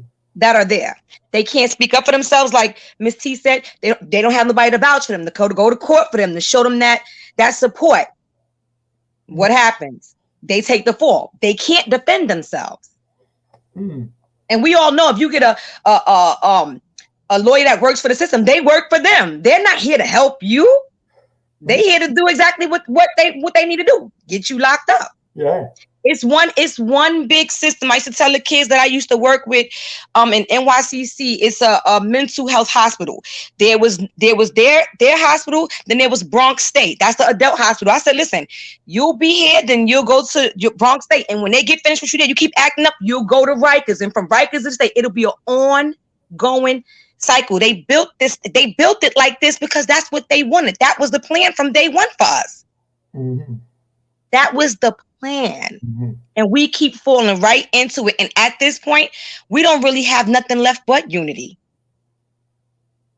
Unity and knowledge. Those are the two main things we got left. All right. Come on, Hassan. Let's hear you. Go ahead, baby. We need you. Unmute Hassan real quick. Bong bong. Let's get him on mute. All right. Images shape our reality. You know, so what happens is that, you know, with the fact that like what Octavia said about, you know, what the young men about how they see themselves. See, we as a group of people, we don't see ourselves as being powerful. You know what I mean? But why? Is because we don't know our history. So being, you know what I'm saying? So subconsciously we want to get connected or close to the dominant culture. We want to be their lap dogs. We want to be their puppy. You know what I'm saying? We want to be as good as long as we with them. You know what I mean? And they got us in an environment, you know what I'm saying, where we can't cooperate with ourselves. You know what I'm saying? We can't cooperate with each other so that we can progress. You know what I mean? So the problem is this, you know what I'm saying? We have to understand that Carter G. Woodson wrote in 1933, he said that, you know, I'll control a man's thinking, you don't have to worry about his actions.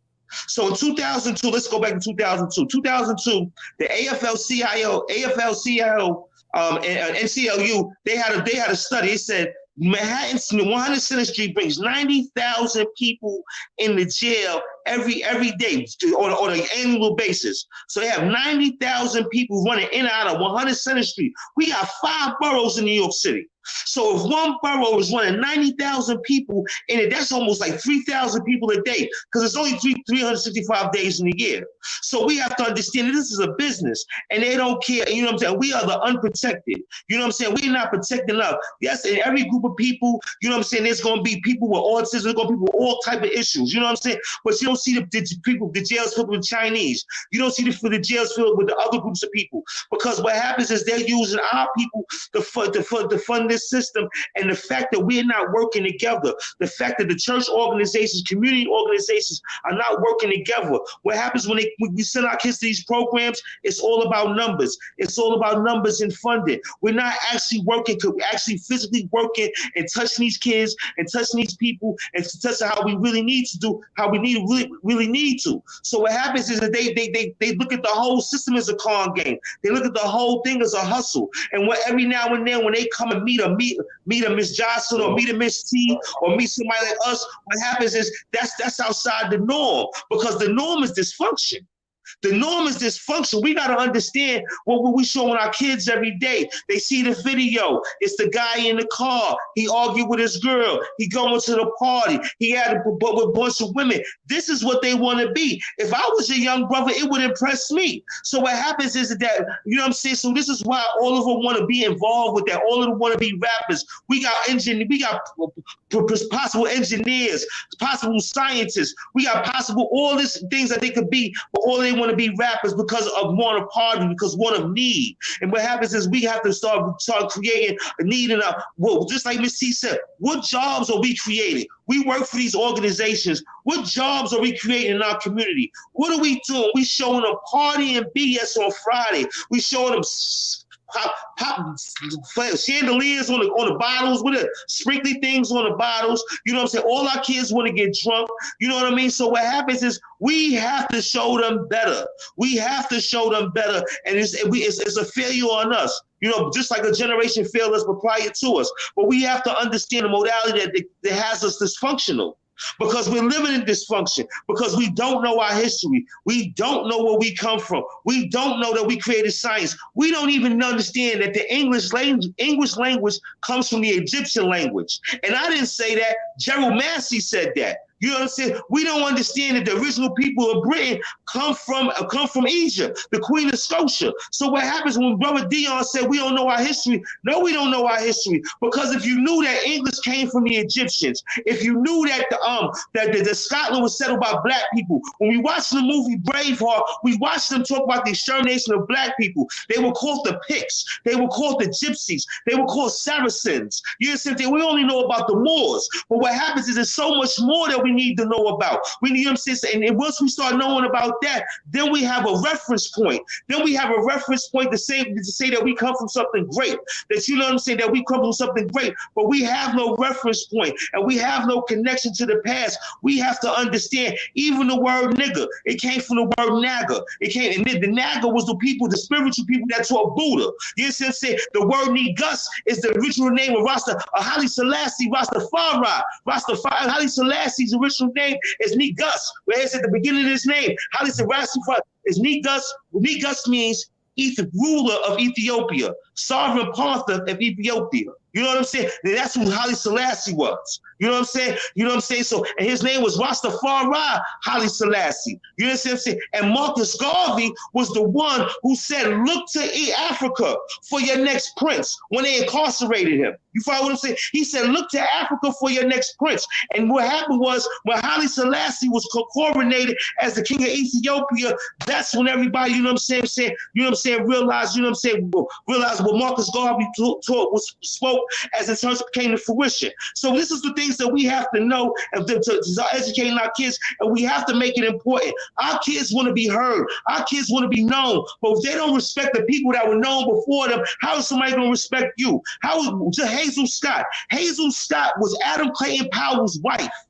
Hazel Scott was the first Oprah, was the first Beyonce, was the first all of these people, but we don't know her name. So this is a problem. So, you know what I'm saying? And this is an entertainer, the so-called thing that we like to do, entertain.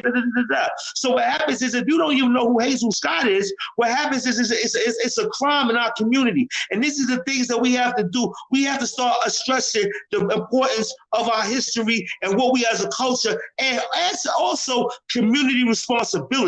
Because we have to start exercising community responsibility. You know what I'm saying? We have to start making it out. We have respecting our women and our children, because we the only culture, we the only group of people out here, you know what I'm saying, where the young people is growing up hating the elders. You know what I'm saying? They're growing up hating the elders because we're not respecting them as children. We're not respecting them as children. We see them with their mothers, we're not giving them a respect. We see them, you know what I'm saying? We see them in the community, we're not giving them no respect. So when it comes back to them giving us respect, they don't have any. You know what I'm saying? Because they said, you didn't give me any. You know what I mean? And it comes out on the subconscious. So we have to start eradicating the root of the problem. We have too many charlatans, pretenders of being black leaders in our community, but you have no connection in the community. If you're a black leader in the community, you should be able to go to your neighborhood. We should see you in your neighborhood. Why is it do? And where are all the elders at? We're the elders that made you the black leader. We're the elders that groomed you. So we have a bunch of front men. We have a bunch of con men. And what happens is we know nothing about eugenics. Eugenics is the very same reason they're trying to make sure that we don't procreate, that we don't produce more children, or that we don't produce black. When the last time you seen a chocolate baby? When the last time in our community we have seen a chocolate baby? So that means to show you that we diluting our population. You know what I'm saying? And that's the destruction of our nation. All right. Miss T. Yes. Yeah, you said you had something to do. You was ready to go, right? We've been on here long enough. I'm sorry. Yeah, no, it's fully understandable. You gave us more than enough jewels and knowledge of the day, and we really appreciate you. But we yes, indeed. We're gonna hold Jocelyn down. She'll be safe. Bye, beautiful. Bye, Miss T. Be safe with gentlemen. Jocelyn, have a good night. Have a good night. Good night, Miss T. Appreciate you, Miss T. God bless you. Appreciate you. T, have a good night. Stay safe. Miss I hope we T. can do something past this. Yes. Jocelyn called you beautiful. It wasn't a problem. But when I said Jocelyn was beautiful, that was a problem. No, because you said you was gonna. Wait, Josh, I got you. You was gonna introduce You ain't got to explain that. I'm not teasing you. Come on, you ain't got to say nothing. All right, good night, beautiful, and good night, fellas. Good night, Miss All Beautiful. Beautiful. All right. Good night. Yeah. Hey, but there was a good question up there that the brother John Jones asked that I want to get back to right here. Because there's some real joint that I know you know about, Jocelyn, as well. I know we know about it, but it never affected us. Go ahead, big brother Octavius. But look at that question, Jocelyn. You're going to answer that when he's finished. Go ahead, Octavius. Excuse me. No, my thing is, when was the system ever a success? Period. You know, No, it's just, it was built be a for a success to reason. us, but the system is a success.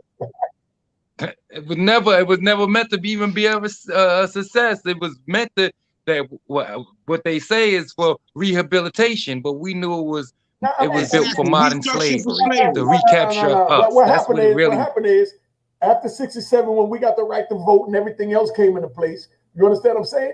Then that's where everything got all, oh man, we got to do something to curb the population. So then they came up with having to put something out there that would bait us to go into it that we couldn't refuse. So when we was at our worst time coming off the heroin era, they brought us over into the crack era. So now they don't put that out there, and then now they make mandatory minimum that if you get caught with this much, you get 20 years. You understand? But if you get caught with this much, you know what I mean? And they get probation. You know what I'm saying? So the mandatory minimum is what helped to build that. But you understand what I'm saying? So now they look at we got to get modern. But see that stems from birth control. Unique got 7 kids. He only 20-something years old. Only way to put his nuts off is to lock his black ass up. You know what I mean? So that was a part of the plan. You know, the modern day castration of the black family by putting men in jail, and then, like Haas said, mixing it with the other races to dilute it. That's why you black babies that the good brother talking about. We're gonna get more of that on Sunday gospel talk, but we're gonna keep going on here on prison talk. Now they got all that going on, so now they look and they say, "Damn, we can make some money off them." You know what I mean? They don't want to work on the street, so we build more prisons, make more factories, lock up more of them that don't want to work, that ain't a part of society anyway, and we make them a part of this new society, and we give them 22 cents an hour. And be satisfied with it, and be satisfied with it. You know what I mean? I remember I used to see them going to work and be looking at them like they crazy. You know what I'm saying? I'm gonna wipe this window in this dorm and get my little. You know what I mean? Don't joke, because I want Octavia to speak now and tell me what you think about what I'm saying. You know, let me just say this. Now I know brothers that used to get up 3 o'clock in the morning in the feds. 3 o'clock every morning. They got up to go to work and didn't off until like 3 in the afternoon or after 4 o'clock count. Let's say 5:36. So they go to jail. They go to work from 3 in the morning to like 5 in the afternoon. You know That's a fact. And they get $17 a month. $17 a month to wake up every night at 3:30 to go to the kitchen. Sharecropping. You know what I mean? And hang out in the whatever.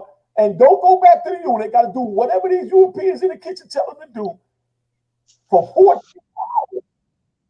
No, I guess that's half of a slave, because you getting some. They ain't get what they ain't give the slaves nothing. No, but the point I'm making, so let's take it somewhere else. I'm gonna get that's crazy. So now let's take it somewhere else. Now that same person get released, and his girl tell him, "Baby, they got a job over at McDonald's and one down the street at the gas station." You understand what I'm saying? Because I'm gonna need some help with the bills. I'm glad you home, baby. You don't know. I feel so much better. We can feed little Tommy now. And he said, "Baby, I can't work for no minimum wage. I can't wait. But I look like work for minimum wage. Nigga, wasn't you just working for $7? Now you can't work for minimum wage. Y'all tell me I'm lying. Somebody speak up. Y'all can dispute me. Hey, yo, I'm gonna tell you like this, right? I'm gonna quote a great philosopher right now, and my man Ak Noah. All right?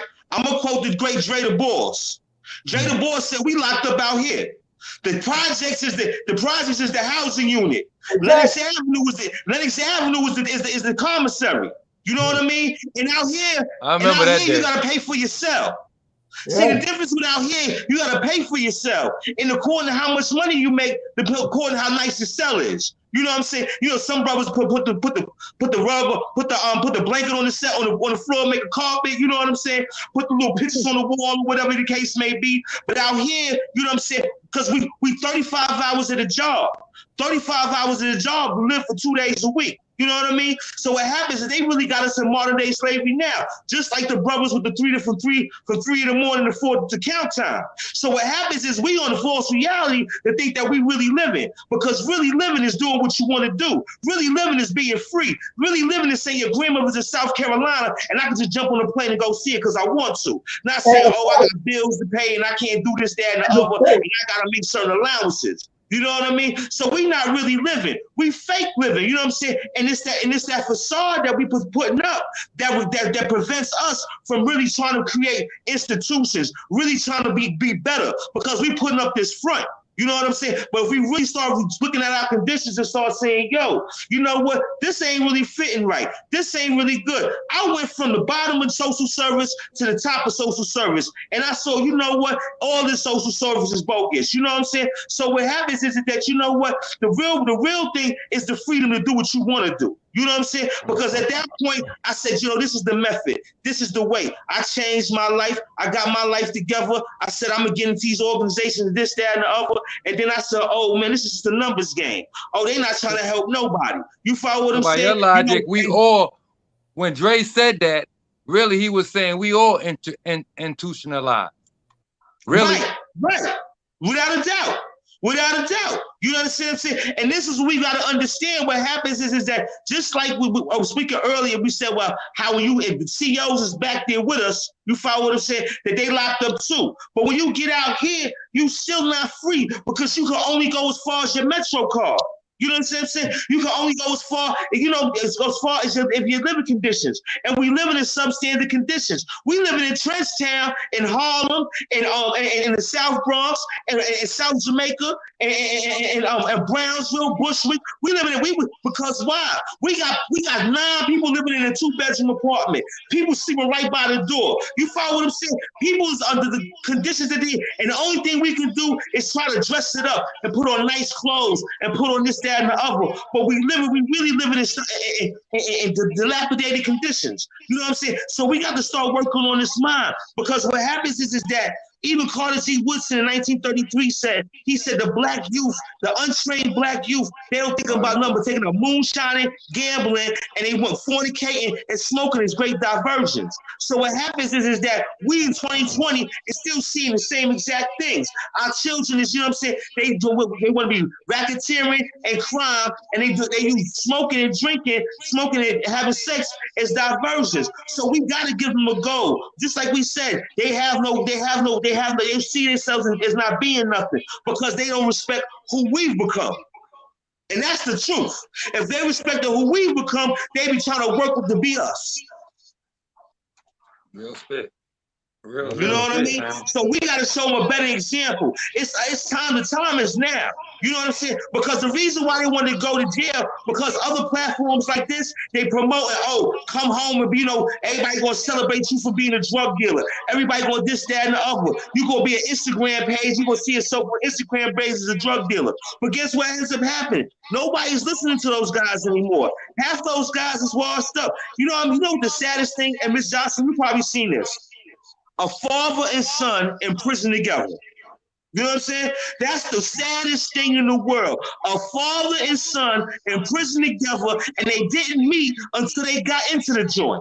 You know what I mean? And then what's even worse about it, they not even tight. They walking in 2 different worlds. You see what I'm saying? So this is the thing about it. This is what we see in the breakdown of our families. This is what we see, you know what I'm saying, that prison has a direct effect on how our community is operating. Until we understand that prison, because as young people, right?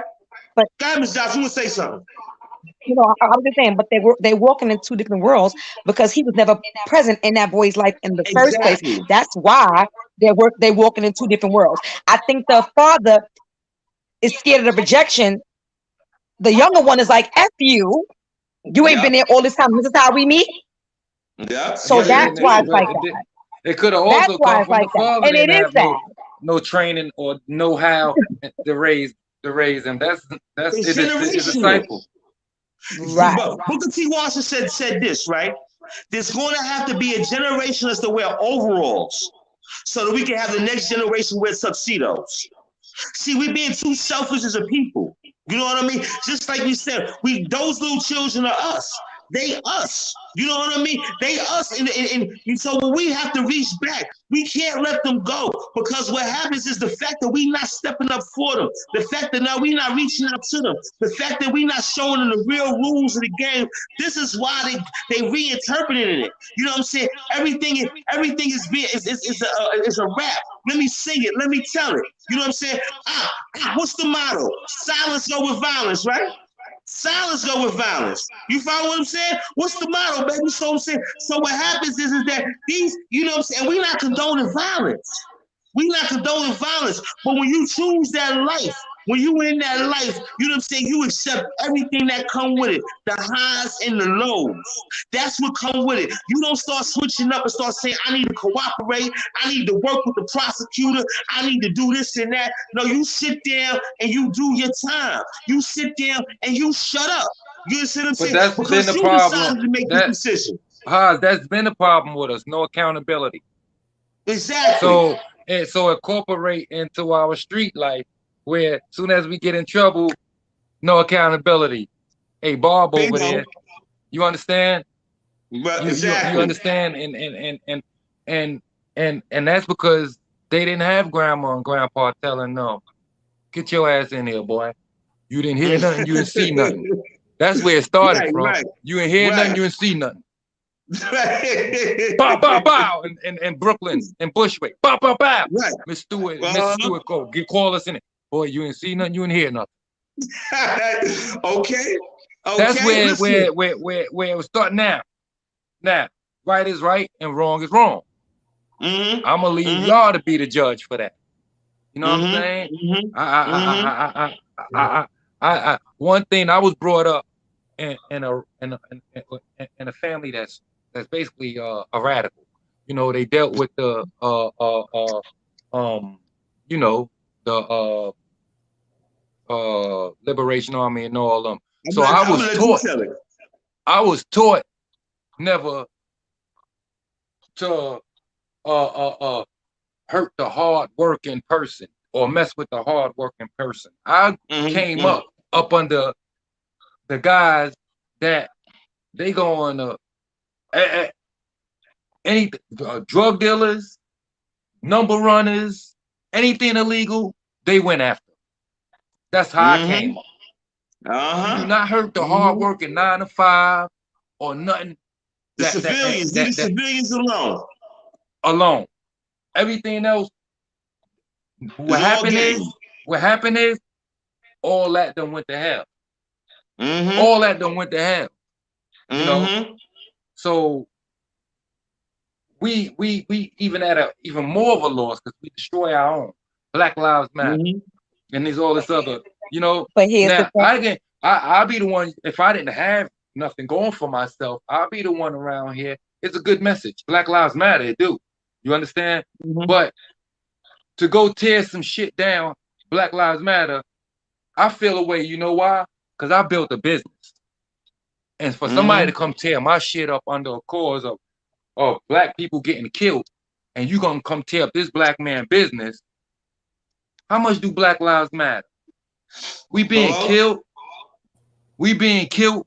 My bad. I ain't mean to curse, but we being killed, and what we create is being destroyed. We just losing on all angles. It's damn if you do, damn if you don't. All right, y'all. Big Op. I'm gonna bring the good brother Ja in, Ja Jones. We're gonna get him to sum up what he been seeing. He's like our Jerry Springer to cap things up. All right, Josh. So the good brother, he gonna come in and cap in what he got from everything we've done today. He gonna sum it up because you know he one of us good, intelligent brothers, so he get long-winded too. You know what I mean? Like hard. So we gonna bring Big John Jones in all the way from BT. All right. Ja, what up, baby? Peace, Haas. Peace, everybody. Hello, Peace, sister. hello. Peace, Unique. Good to meet all y'all. Good to be here. So I just been listening. Some this whole I just been listening. I know that's why I want. I just been listening and watching all sides, and what I've really been seeing is that it doesn't matter on both sides. We lost, bro, because we're not looking at the adverse effects of slavery across the line, and individuals that are working for the system. Sister, this is not personal. I respect you from the heart, for real, but it's not just the families. It's not just the gangs. It's the socioeconomics. It's the whole culture that is flipped upon itself, allowing us to sit there and not understand the financial backing that we have as a people, with all the money we spend on this, Jordans and all that could be brought back into the community. But at the same time, history constantly destroys anything we build for ourselves. Every community of Black wealth has been destroyed. Every community. And exactly. Through slavery, we learned not to say nothing. And then there's been groups that said, okay, some are going to be held down, but I need to get up. So we're forgetting each other. So we're working for systems and saying, I got to pay my bills, but I see this young brother in there getting mistreated, but hey, he committed a crime. My punishment is my time, not to be suffered, not to be mistreated by COs. Like this, listen, I went to jail at 16. I was in Cat Saki, and in Cat Saki, white officers, Black babies hanging from trees on tattoo. No Black officer sitting there saying, hey, yo, what the heck is this? Because y'all getting paid. So now y'all got to be a part of the system. So I got to get my paycheck. You know what I'm saying? I can't ruffle it up because y'all are still the minority in there, even working in there. So my major point is that on every level, we can't forget who we are. And we can't forget to look out for the next one. I'm done. Real all spit. Right. You know what? And that's the fact. That's why we have to create institutions. Yes, there's going to be people with mental illness. Yes, there's going to be people where that with deficits, cognitive deficits. You know what I mean? Yes, there's going to be handicapped people, but we have to create our own institutions. You see, every other group of people have their own institutions. You know what I mean? I don't have to name them. We already know what they are, who they are. You know what I mean? But that's why we got the NAACP, and we don't really. It wasn't even backed by us. And I'm not hating on the Caucasians that came aboard and tried to do something. But the structure still has to be focused on us. It's our plight. We don't have no right. You're right. We don't have no organization of our own. This is what it is. Sorry, the NAACP was started by a white woman named Mary White Ovington. I just said that. You know what I'm saying? You know what I mean? The other one, the Urban League, was started by some Caucasian people.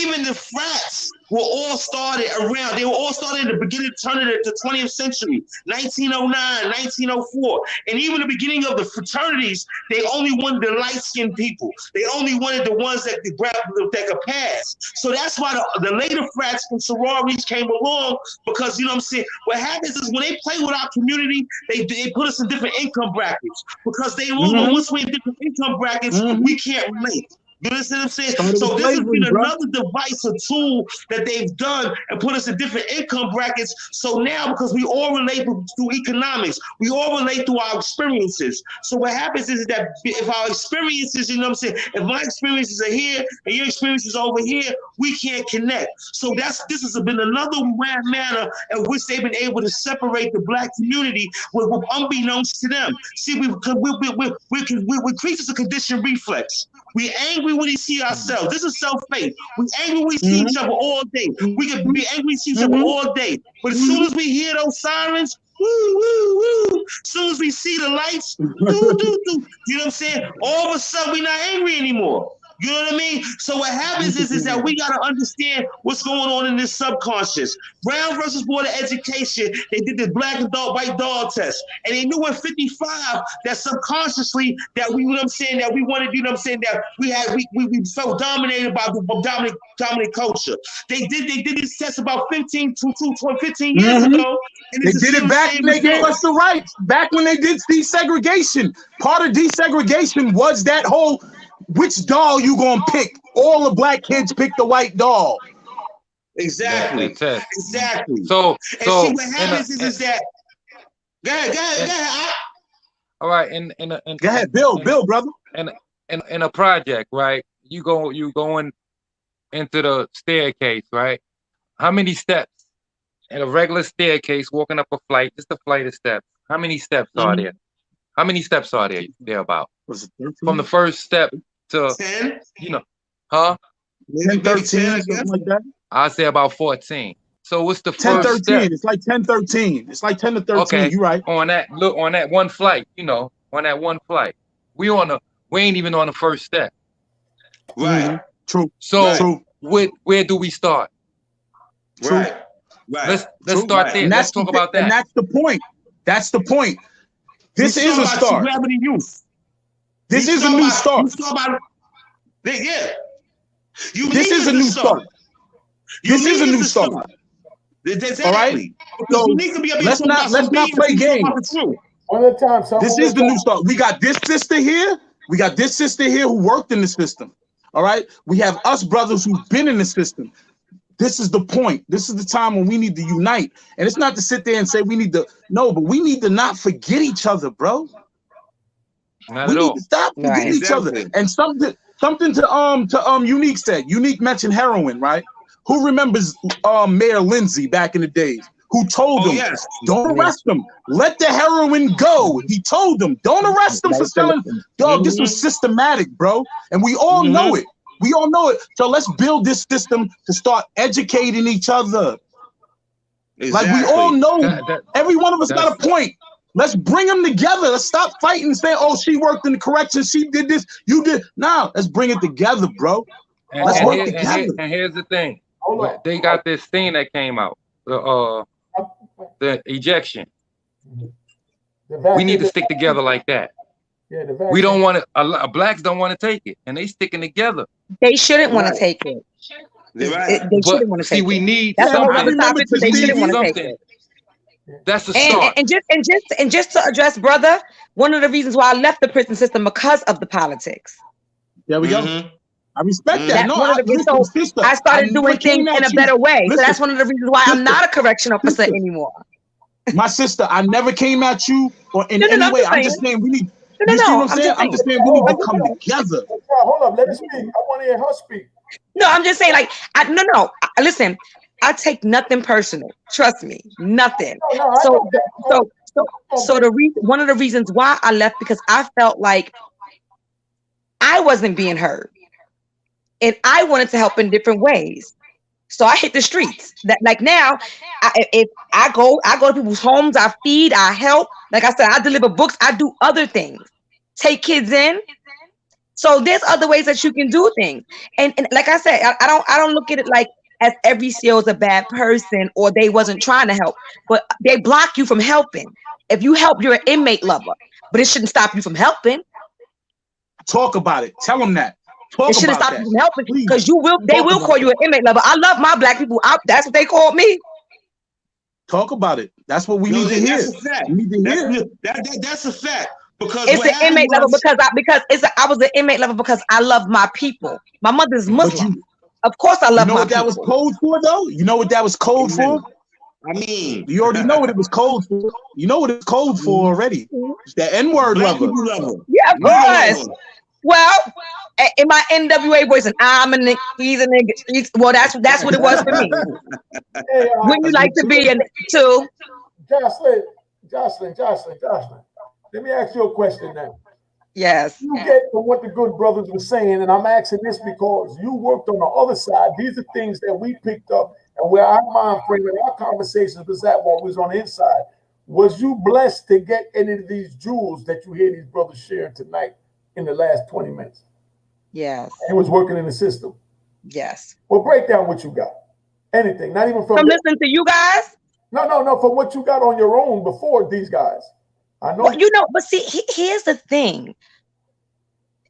Every black man in prison is not ignorant. And I've heard a lot of people that think just like you guys, which was awesome to me. No, I know that, but the reason why I said, what is the question? I'm sorry, maybe I'm missing the question. I'm sorry, go ahead. No, you're on point.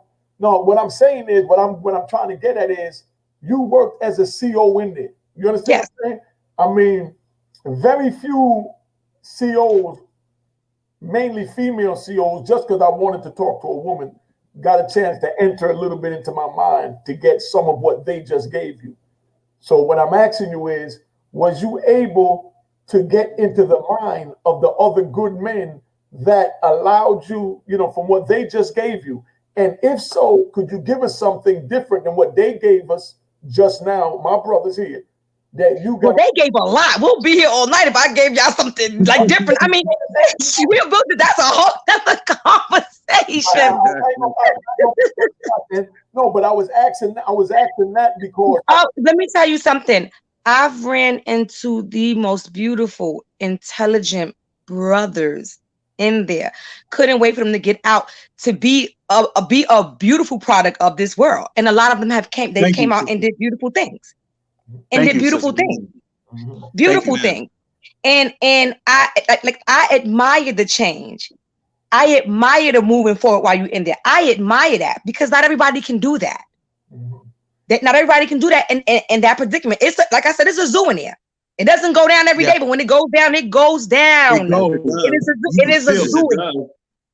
That shit like a weather. That shit like a weather. That shit like a weather joint coming through. You be like, whoa, what? 1 minute is this, and the next minute it's just a whole different ball game. So yes, all across the board, and it was more of the ones that weren't on their level is the ones that I wanted to work with. And I would encourage the ones that were on you guys' level to work with them. And don't be so impatient because you wasn't always there at that time either. You're right. We had to work it through with you. Sister, I met Unique helped me at one point. Wow. When I first came in the system. When I first got in the system, I was wilding. Right. You know what I mean? I was in my 20s. They gave me, listen, I did 12 and a half years and I ain't even sell no drugs in the case that I was involved in. Not to say I wasn't doing wrong, but in the case that I was involved in, I sold no drugs. 12 and a half years. That's how I met Unique. I was mad. People got on the stand, pointed the finger at me. It was Khalid Muhammad. It was that brother. I was what the heck? For real. And then when I got in there, I was mad. I was mad as hell. Yeah. You know what I mean? But my situation was a little different because I was locked up in a predominantly Caucasian state. My case was out of Vermont. I was extradited from Queens, brought to Vermont, held up here. I'm dealing with the racism inside from the people up here. You know what I mean? That's locked up because ignorance exists inside the jail on all levels, even compounded, whether you're Caucasian, whether you're Spanish, whether you're Asian.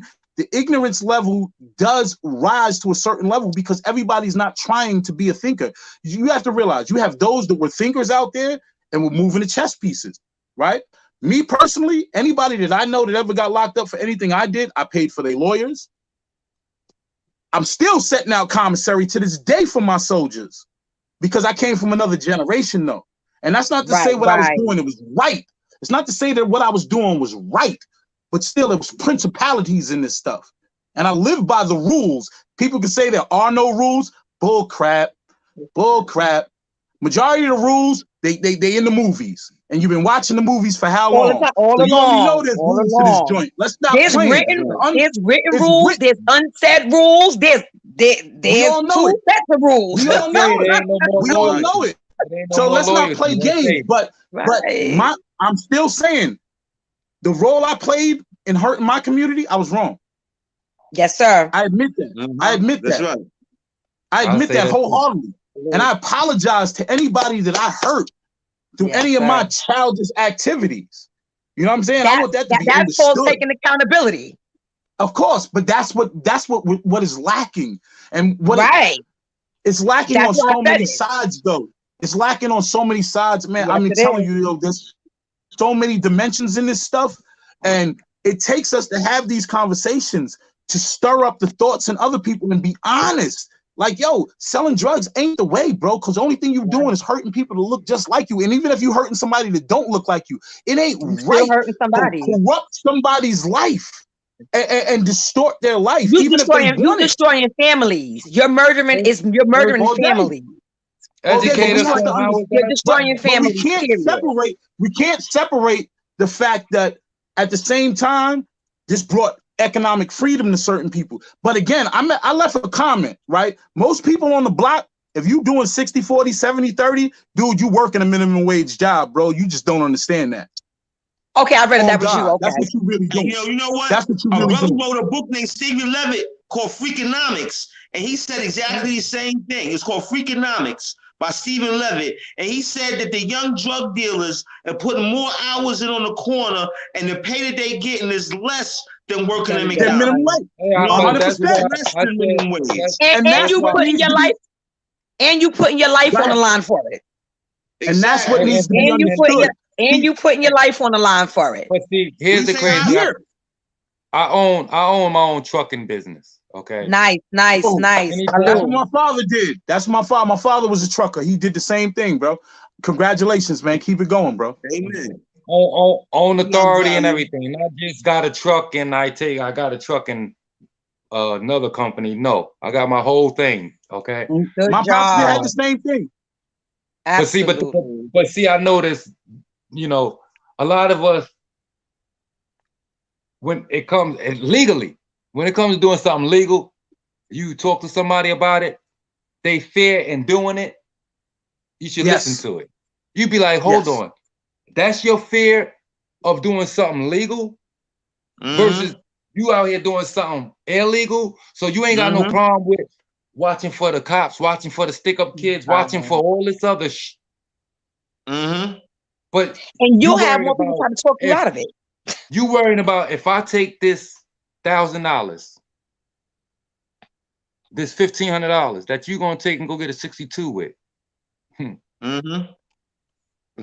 and use it to go get me a pass to sell things on, to sell pencils or whatever. That's $50, or to go get your authority, pay to get your authority. Some of these things you don't got to pay. If you're educated, you can do it. If you know how to fill out forms and whatnot, you can do it without spending money. But to cut the corners, it take money. So you $1,500 out of your pocket, $1,500 out of your pocket to start you a business or towards your business will be a risk. This is what you're gonna listen to. This is what you're gonna listen That's to. all. You're gonna listen to, but what you're gonna listen to, because he'll take that same $1,500 and go buy a 6 deuce with it. And flip Indeed. it. He'll take that same Indeed. 600, that same 1,500 and go buy a 6 deuce with it. Okay, but and I'm talking about back in the days, but when you tell them that same 1,500, go do this legal right here. I got this. Oh, if I do this and blah blah blah, it don't work out. My kids and this. Now you thinking about your kids. Now you thinking about your kids. You thinking about you spend that $1,500 on something legal. Right. You go and it don't work out. It's gonna affect your kids and this, that, and third. Nigga, you ain't worrying about pardon me. You got it, but you ain't worrying about that's the that police passion. jumping out. You ain't worrying about the police. See, this is what I had to realize. This is what I had to realize moving forward, opening up my business. But see, they accept that, bro. They accept that already. It's written in the cards, bro. You gotta understand, bro. I've been doing time since I was 16, bro. I ain't gonna lie to nobody up here. I did 20 years altogether. I did 12 and a half, right? All right, so when I first went in, you know what I'm saying? It was some bull. I messed up. I ain't gonna lie. I was dead wrong, right? For what I did, right? But I was trying to fit in. And that's what enough people ain't gonna say. Dog, it's all right not to fit in with the wrong crowd, bro. It's all right not to think, dog, No matter where if you you at. see everybody around you going to jail, bro, it's okay not to accept that reality and say, nah, I'm gonna go work at Mickey D's, bro. Because, dog, when I got out after doing 12 and a half, I worked at Wendy's. I've worked at grocery stores. But the thing is, sister, is that by the time I learned it, I got tired of it. I got used to going to jail. I got used to it. Like it was a second home. I wasn't afraid no more. I wasn't afraid no more. It was like, okay, I'm gonna go see my homies. You see what I'm saying? Because I knew how to survive in there. And that's the problem. Sad. We have to work within the system to break that within the system. And if the system ain't doing it, we need to do it. We need Absolutely. listen, I got two jail counselors. I got 2 jail counselors that I'm still in contact with right now.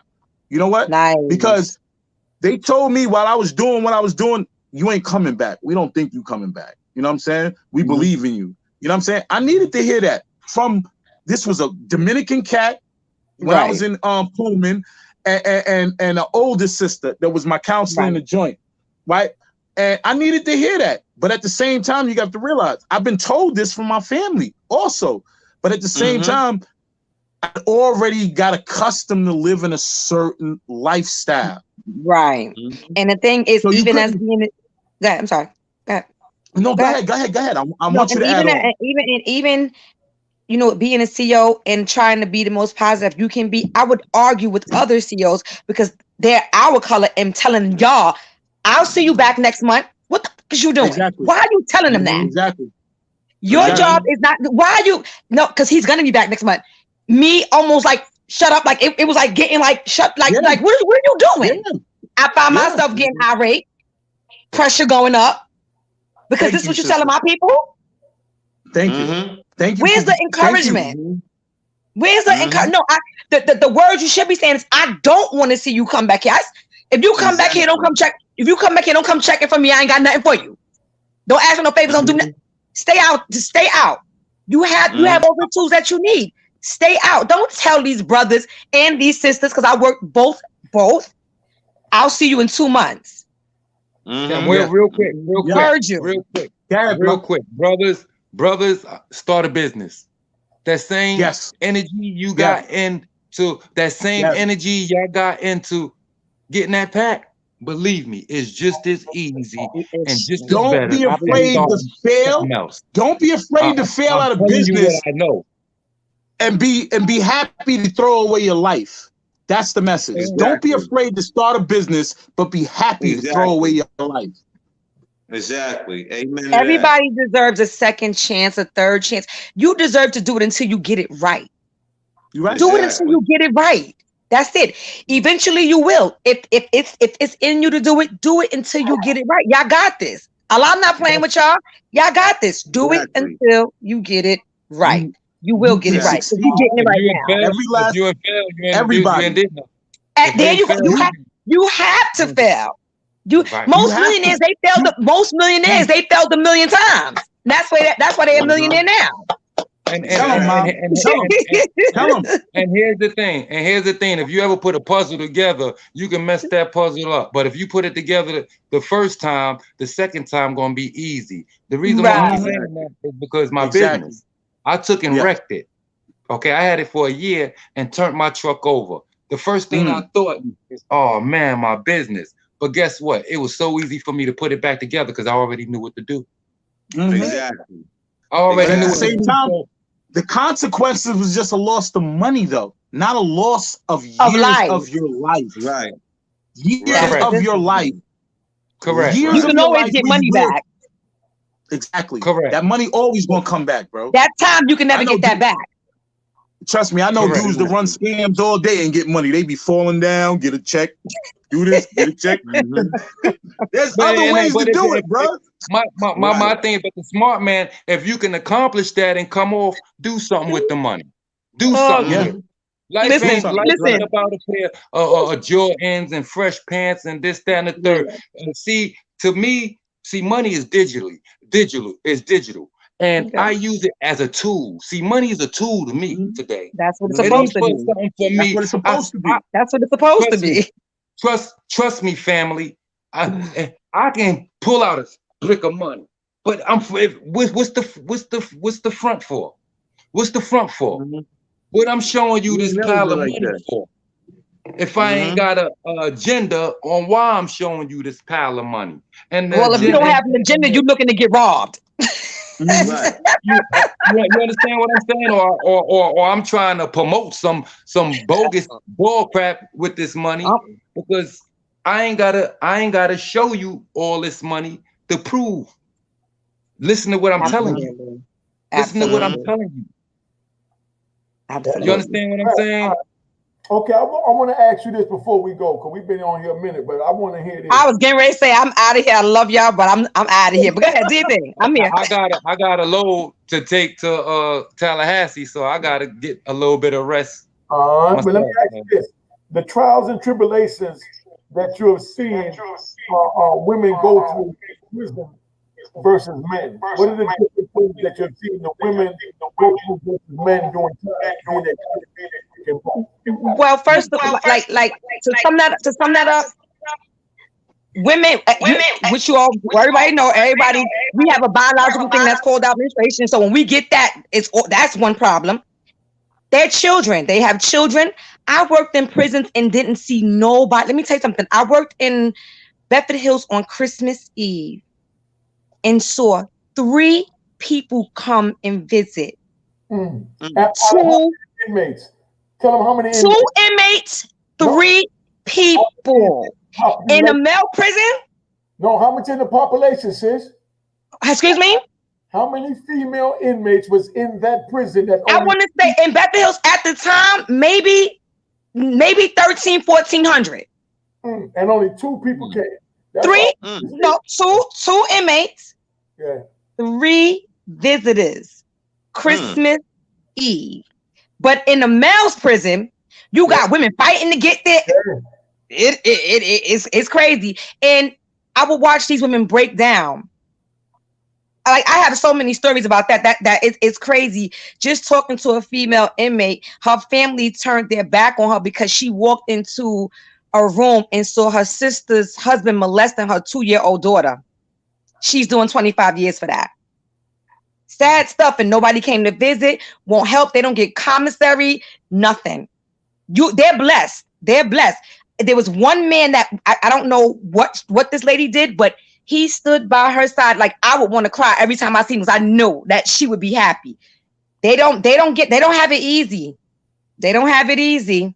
The grandmothers, the aunts, they don't bring their kids to see them. It's a lot. And it stresses them out mentally. They fight more than the men do. They go at it more than the men do. More than the men do. I mean, I know that. Yeah, they started the razors underneath the nails and burning. They might have been the cause of all of that. I know them they girls might get it they might have been the starters of all of that, because the things that they have to endure, like not seeing their children or being pregnant in jail, and then as soon as they come from the hospital, if they don't make it to this program, their children are being taken from their arms. They yank them. Yep. And if you don't have a grandmother, an aunt, an older sister, brother, right from their arms and right into the system. They're gone. Yeah. Gone. Yeah. When I say gone, gone. Sister, that's part of the problem, because those children, some of these children that are out now, that the system, once they turn 18, kick them out. That's part of the problem. And that too. Let me tell you something. Can I say something right quick? Yes, there was a movie called Rabbit Proof Fence, and it was talking about the child removal services in Australia. And what happens with the Aboriginal people of Australia, because the Australians are originally black. You know what I mean? Okay. So what happens is this child removal services was part of the reason why the original Australioid is no longer around today. But you know what I'm saying? The Tasmanian and the rest of these people are no longer around today. You know what I'm saying? So what happens is when we watch these child removal services in the United States, we watch them grab our children, we watch them separate families, and this is the mini series to the big series, which is the prison. You know what I'm saying? These foster kids and these group homes and these family courts, these are the It was all designed this way, though.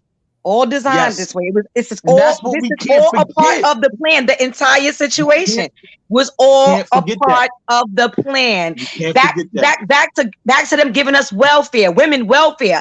That's all a part of division. Oh, I got money. I don't need you. Now there's no such thing of loving your black man and being submissive and I don't need you. You go ahead. What is this? I don't need you. I need a man. I need a black man. I want one, but I definitely need one. All right, right on point. Listen, I'm glad you said that. Friday night, we got grown folk. You talk enough shit to be on there. I'll be there.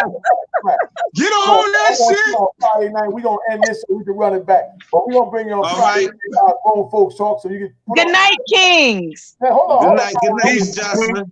What I'm inviting you to do is, hold up, Jonathan. What I'm inviting you to do is wear your prison uniform. Hell no. I want you to What the hell just happened here? Like, I don't know. bring the handcuffs because we having grown folks talk on Friday. I'll be there. Performing some stories. Sign me up. Let's do it, man. Salute. All right, y'all. Salute. Peace. Enjoy your night and be safe out there. Nice to meet you. Nice to meet y'all too. A pleasure. God bless you, baby. Appreciate y'all, you, Kings. I appreciate, and I'm proud of y'all. Y'all make us proud of y'all. Y'all really do. Y'all got my vote. we here to make a change, man. We here to make a change. That's what it's about. I ain't mad at you. I'm with y'all. I stand right behind y'all. All right. I'll tell you what's up. You want two now? Excuse you? No, I'll tell you this. The mic must be mute. Hold on. Bone though. No, go ahead. We need our backbone. The women is our backbone. We need the that. woman has always been. The woman has always been. Man, listen. Don't get a head soup up and go to crap. Nah, man. Oh, look. Don't start this like you like to talk smack. You ain't ready for the smack I gotta offer. This is some serious. You don't want to really talk smack. Jocelyn, he's the cocky kingpin. He's the cocky kingpin. The woman is necessary, but still. Yes, sir. But second, he hitting that man. He hitting that man. Listen. I ain't finna entertain him right now. That's what grown folks talk. Because you're gonna answer that on grown folks talk. We listen. We can get into some gangsters on Friday. All right. Have a good night, fellas. Peace and love, family. Good night. Peace off. Peace. Good night. Peace. Mecca Audio crew signing off. Peace. Peace.